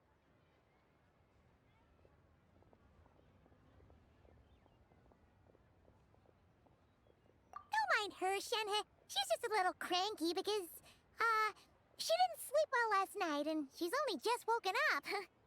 Look how red her eyes are. I see. In that case, Miss Zibai, I have a tonic here infused with Qingshen. It's cool and soothing when applied to the eyes. Would you like to try a few drops? Stop right there! Who are you two noisy children? Hey! Have you forgotten about us already?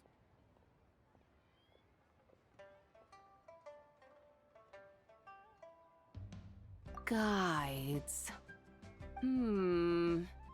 Yes, I seem to recall something about some guides. Ah, yes, now I remember. What luck! I was just looking for someone to show me the way to Elong Wharf. Huh. Is she starting to come around?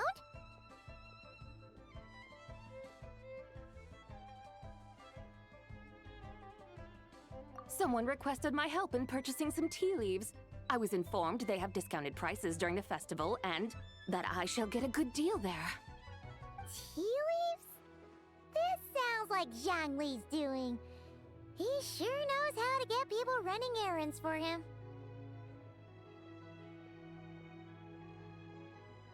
Your friend Rex Zhongli initially requested the most expensive tea, but then a young lady in a hexagram hat mentioned he'd burned through the Wangsheng funeral parlor's yearly expenses at an exhibition a few days ago. As such, he is only permitted to buy items that are discounted this month. Oh, that's his boss, Hu Tao. It's about time she realized the problem and put a stop to his spending sprees. Oh, I see. So that's why you're here. Unfortunately, Wanmin Restaurant doesn't sell tea leaves.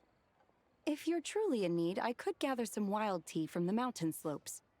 You don't sell tea leaves? But I remember your boss, Miss Lu, saying that she owns tea fields. You really should get some rest. The person you're talking about isn't the boss of Wanmin Restaurant. She's just like you. She came here to eat. Is that so? Life really is full of surprises. What surprises? Your brain really is as gooey as a pack of slimes. Paimon can't believe Zhongli entrusted you with going all the way to Yilong Wharf and buying tea. That would be excellent, my dutiful guides. Ah, yes, Miss Crane. I apologize profusely for my improper behavior just now. Please forgive me. I completely understand. Master often says that the human body is like a mechanism in need of regular maintenance. When a person cannot rest at night, they are sure to become irritable and on edge. Miss Crane, you appear reasoned and compassionate on the surface, yet I sense dark forces churning within your spiritual core. Those red ropes you wear are what bind them, am I correct? Oh, you can sense that? Indeed.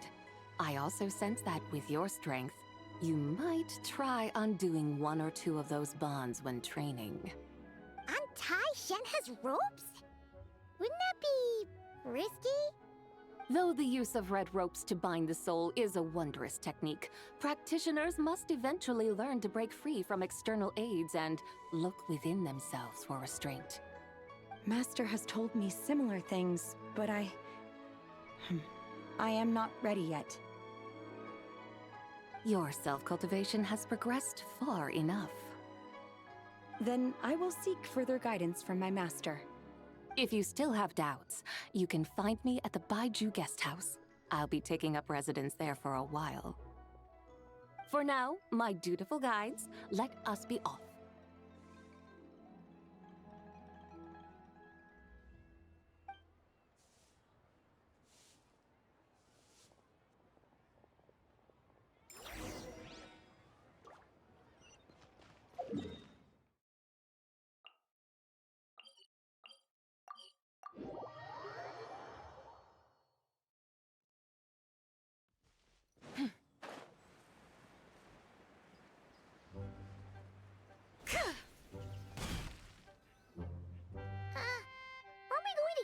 Wharf? How do we end up on this mountain? Is that small town over there not Ilong Wharf? I sense a familiar scent wafting through the air. You're right! Except for the smell part. Paimon doesn't smell anything. That is because this scent is the essence of jade, which can nourish the spirit. Oh, yeah! Shenyu Vale does have a lot of jade, but Paimon didn't think jade smelled like, you know, anything. Naturally. This has reminded me of something. Hmm? And what's that? A few simple tricks for mastering one's power.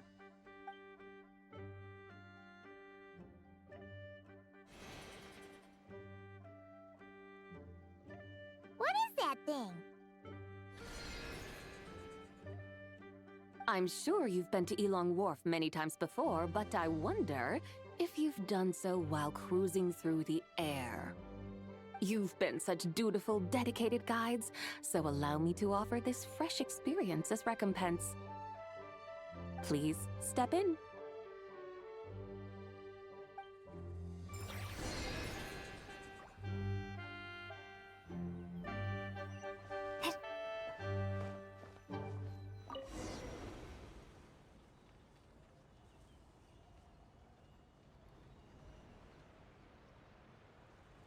This is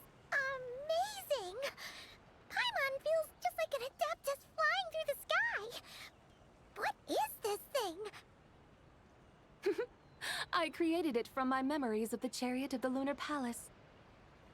Many years have passed since I last laid eyes upon it, so there may be some discrepancies.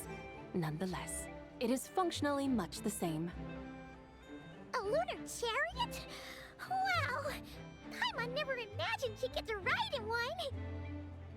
So, Zibai, does that mean you used to work on the moon? Work. That's an interesting way to phrase it, though I suppose you are correct. I was once an angel, a member of a race tasked with guiding humanity. Then, graced by serendipity, I became a moon envoy. Huh? What's a moon envoy? Some kind of super important angel? As you would understand it, a moon envoy is a job title. Any angel, or non-angel, can become a moon envoy. Does that mean you're not the only one? Of course not. Though my memories are still hazy, I vaguely remember some of my colleagues. There was one who liked to take on the form of an ibis. An ibis? Could it be... Can all moon envoys turn into animals? Does that mean Lauma could take that job? She can turn into a deer, and moonchanters are some sort of Luna envoy anyway, right? Moon chanter? I have no idea what those are. Oh, okay then.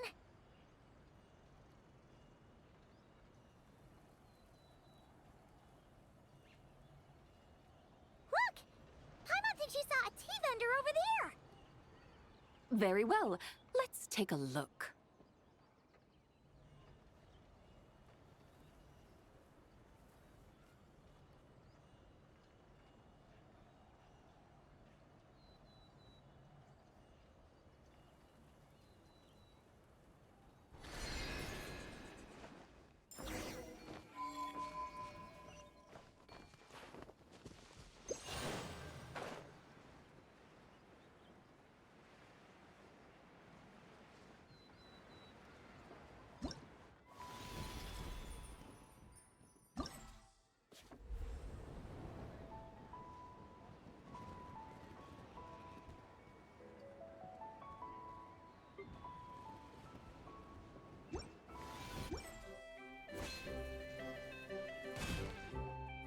Welcome, please have a look around. We only sell teas of the finest quality sourced directly from Chaoying Village. Right now we're offering a special discount for Lanternlit. Look over there! Discounted tea!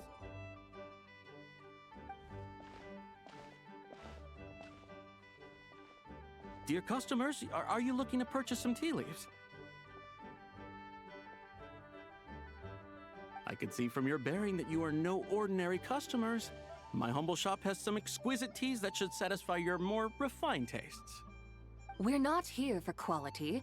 We're looking for a discount. A discount? Well, that's a coincidence. Our Sunglaw tea is on sale right now. A special festive offer.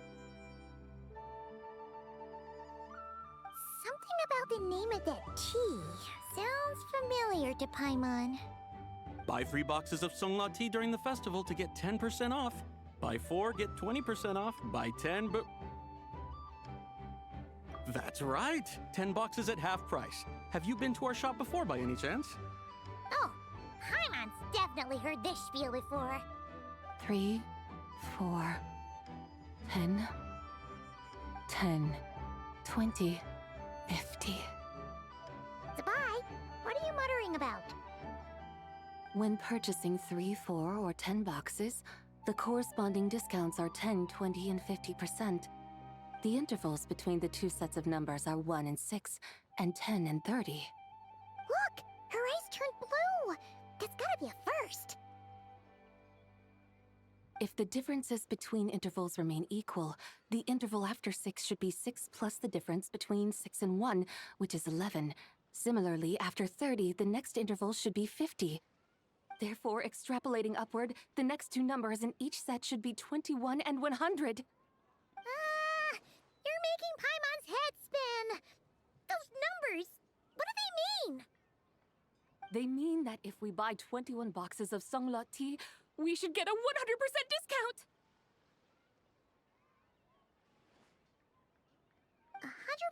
discount? You mean we'll get them for free?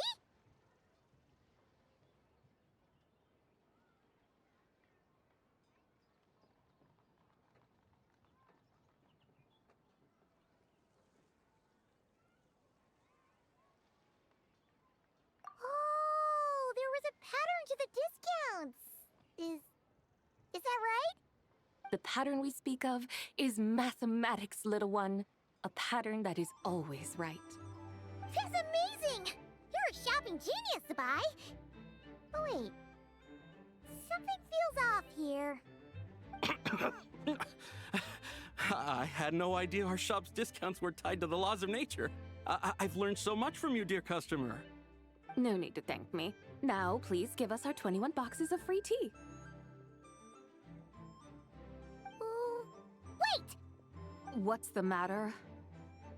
Paimon just realized what it is that's not right. It took you long enough. We got the short end of the stick! Think about it. If we don't have to pay when buying 21 boxes, then if we buy even more, the vendor should be paying us money instead, right? Huh? Hey, Zibai, work this one out. If we buy 100 boxes, we'd make loads of money, wouldn't we? It stands to reason. Wait a moment, dear customers. Don't you think you're haggling a little too hard? You are the one dictating the discounts. We're simply extrapolating the numerical patterns within. As such, we are hardly haggling. You have a point. However, that's right. I'm so sorry. I just remembered. My supplier didn't come today, so we don't have any tea after all. Such a shame. Terribly sorry about this. Awful luck. Where can we find your supplier? Well... Not to fret. We'll save you the effort and go straight to the source ourselves. Well, you see, dear client, the supplier's discount isn't as generous as ours. You won't be able to get the same price from them. Huh? Does that mean they won't pay us for taking their tea? They might not even offer you a 100% discount. How very unfortunate. Nevertheless, as the original supplier, they must offer some sort of discount. Besides, we're not looking to make money. We just want a good deal. Well, that's great. My suppliers are all tea farmers from Chaoying Village. You can go ask around the village, but please don't say I sent you. Do not worry, we appreciate your generosity. Referring customers to your business partners, even choosing to remain anonymous, the demeanor of a true gentleman indeed. Your business will surely prosper. I hope you're right. Then let us head to Chaoying Village. Do you know the way, my guides? Of course! Just follow us!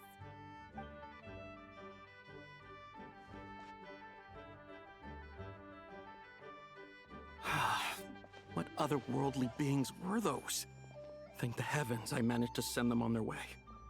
I should hurry home and pray to the White Horse Adeptus. May she bless me such that I never encounter such customers again.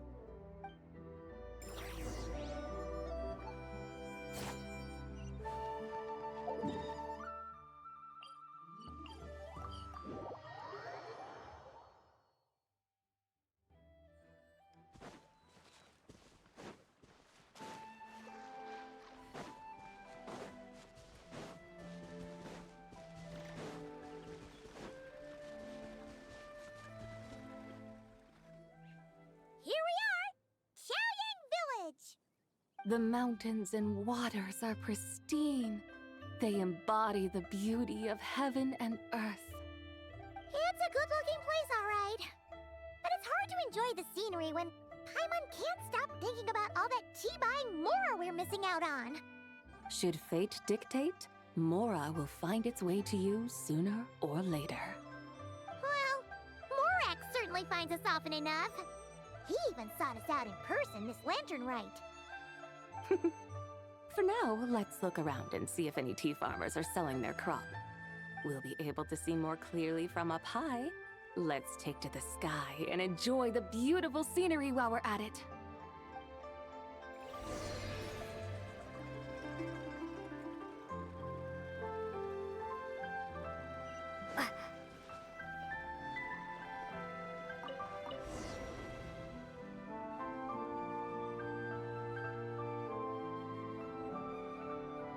Wow! Xiaoying Village looks beautiful from up here. Indeed, the houses here are quite different from those in Liyue Harbor. They follow the natural contours of the mountains, forming unique, elegant structures.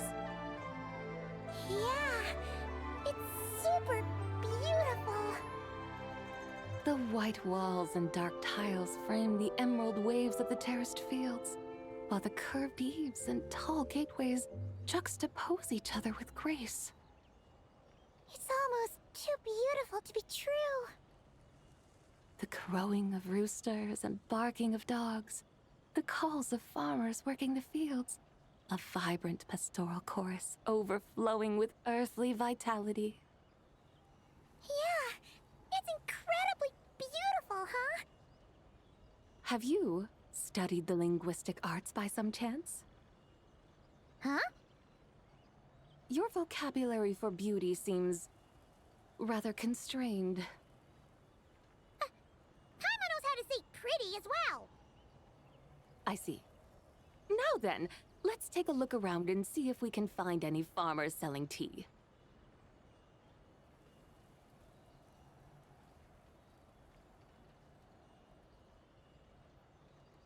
Look! There's someone in that tea field! And they look kind of familiar. Wait, is that Lu Shangxiang? And who is that? Oh, you'll remember her once you see her up close.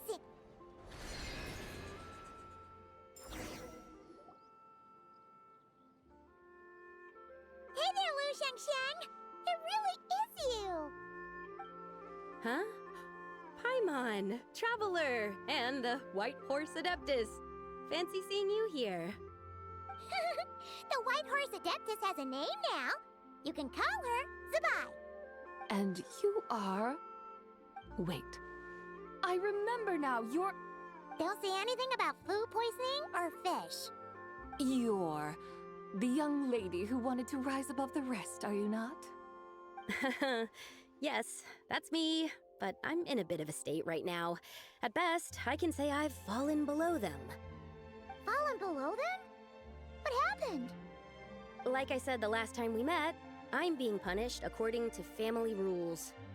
My father, mother, grandfather, grandmother, other grandfather, other grandmother. Oh, that's a lot of family members. Yeah, and on the night of Lanternlit, they held a family meeting to discuss my situation. So, they do care about you. There's no doubt they care. But they think that since I caused all that trouble in Liyue Harbor, it shows I can't be trusted on my own. They decided to ground me. Ground you? Yeah, though they're not confining me to my room. Instead, I have to personally nurture a tea seedling until it grows big enough to be sold at market. Aw, a tiny little tea baby.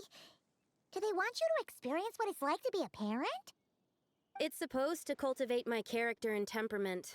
They say this will help me calm down and reflect on my issues.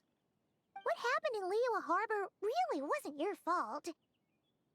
Oh well, at least this punishment doesn't sound too harsh. So, how long will it take for the little tea baby to grow? Actually, I don't know. I've never grown a tea tree before.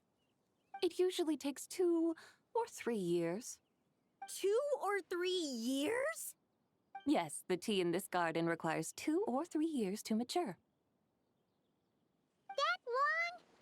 Zibai, you're not making this up, are you? How do you know so much about growing tea?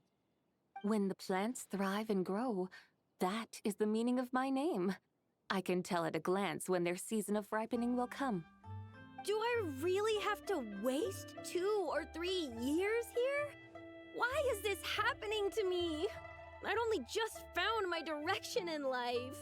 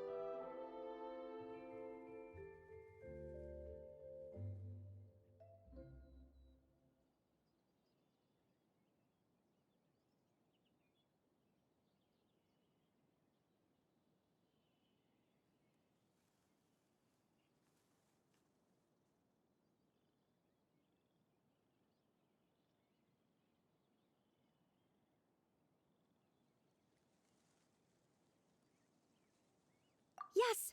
During the night of Lantern Rite, I heard many people reciting poems from Longon in praise of the moon. In that moment, I suddenly felt a great sense of pride. I mean, I helped excavate cultural artifacts from Longon, so I contributed to the revival of these poems too, right? So I decided to stay with the archaeological team. I want to unearth even more history. I see. And are you sure that's what you want to do? If you don't achieve anything significant in the years to come, will you still enjoy it? Yes, because archaeology gives me that boom shakalaka feeling. Wait, did Xiangling teach you that? That's right. I was asking her for advice. She said that if something gives you that boom shakalaka feeling, then it has to be worth pursuing. I immediately thought about how, when I'm excavating in the ruins, I always feel like there's a ghost standing beside me, and not in a spooky way. It feels like my great-great-great-great-great-grandmother patting me on the shoulder and saying, "Keep going. You're about to rediscover some grand ancestral knowledge."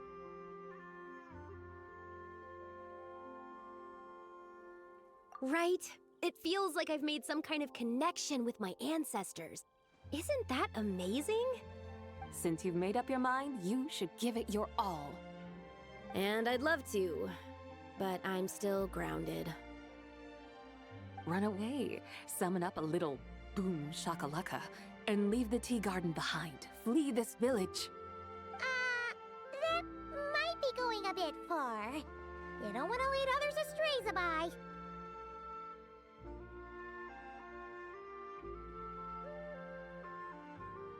Yeah! Tell them about your great-great-great-great-great-grandmother. She must be the most super-duper ancestor to have ever risen above the rest, right? I'd be better off telling them about the White Horse Adeptus. After all, she's the supreme riser above the rest who saved my great-great-great-great-great-grandmother. Then it's settled. Tell your family that your decision has my blessing. Thank you, Zibai, but I don't think cosplay is going to work on them. They won't listen. They don't need to listen.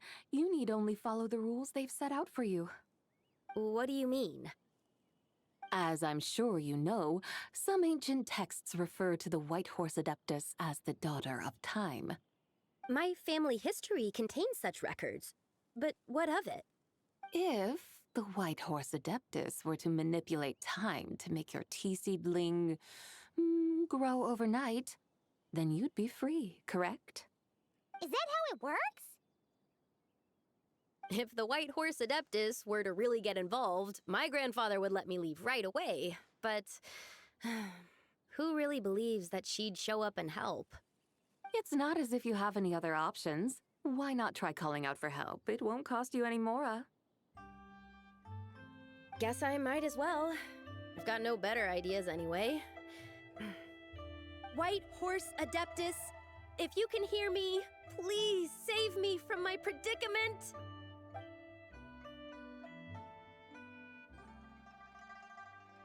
Ugh. Nothing happened, as expected. Perhaps the White Horse Adeptus has already heard your prayer. Why not come back here tomorrow and take a look? By then, the seedling you planted may well have grown into a thriving tea tree.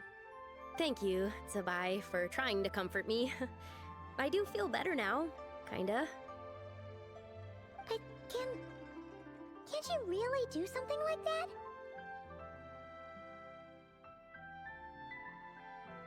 Oh, it's getting late. Why don't you all stay at my house tonight?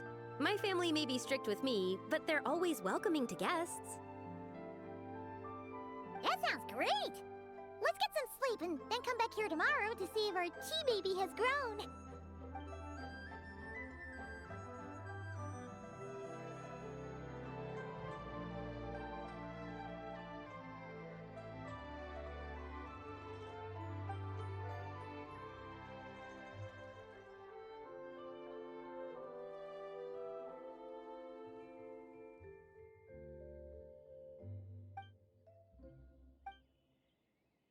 Oh, the tea tree!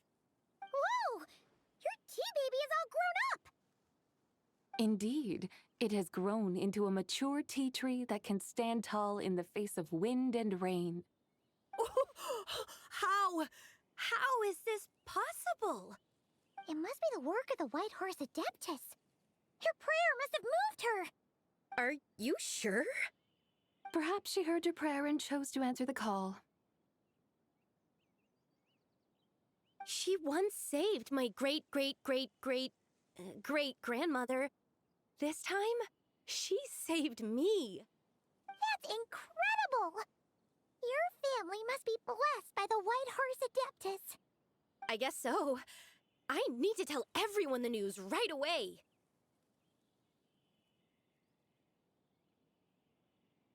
They'd better. Since this is the will of the White Horse Adeptus, I don't see how they could object. Go, and if you run into any more trouble, call out to the White Horse Adeptus just like yesterday.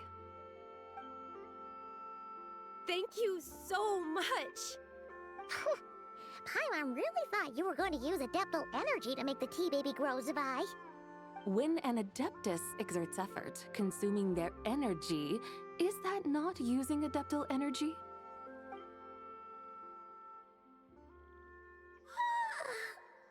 All right. What are we doing out here in the middle of the night? We're here to help Lu Xiangxiang fulfill her wish, of course. Can you really make the tea baby grow? It won't be easy, but there are ways.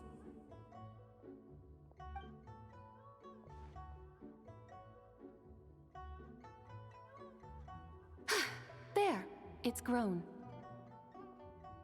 Hey! You just transplanted a tea tree from over there!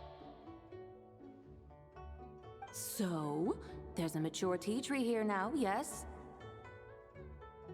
Oh, yeah, but... And am I not the White Horse Adeptus? Well, yeah.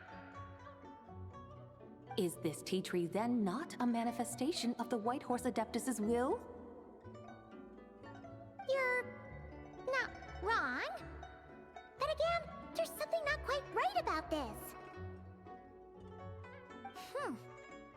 Maybe this will become another mystical Adepti tale recorded in their family history.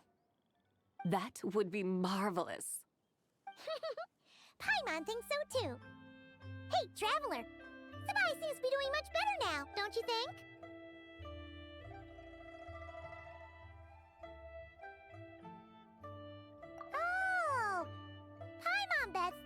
why Zhongli chose to send her on this errand.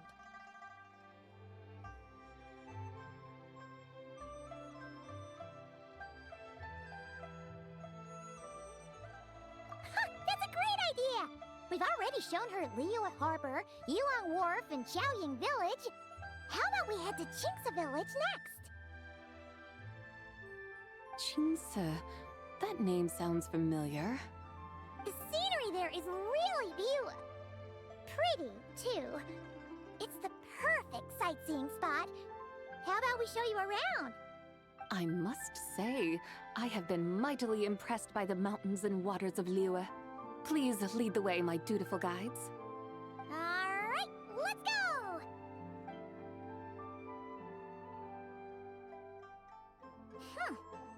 Paimon can't help feeling like we've forgotten something. Pay it no mind. I've already forgotten more than you will ever know.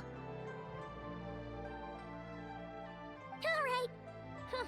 If we forgot something, it can't have been that important to begin with. Qingce Village, here we come!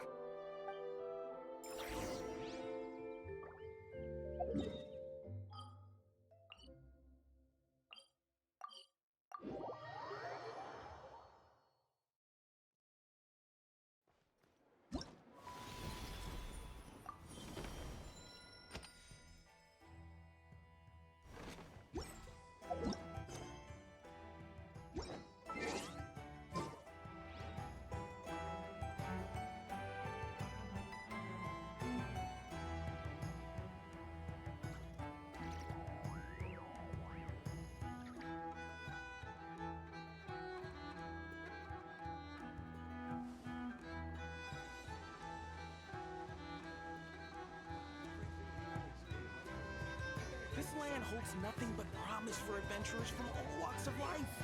Wouldn't you agree?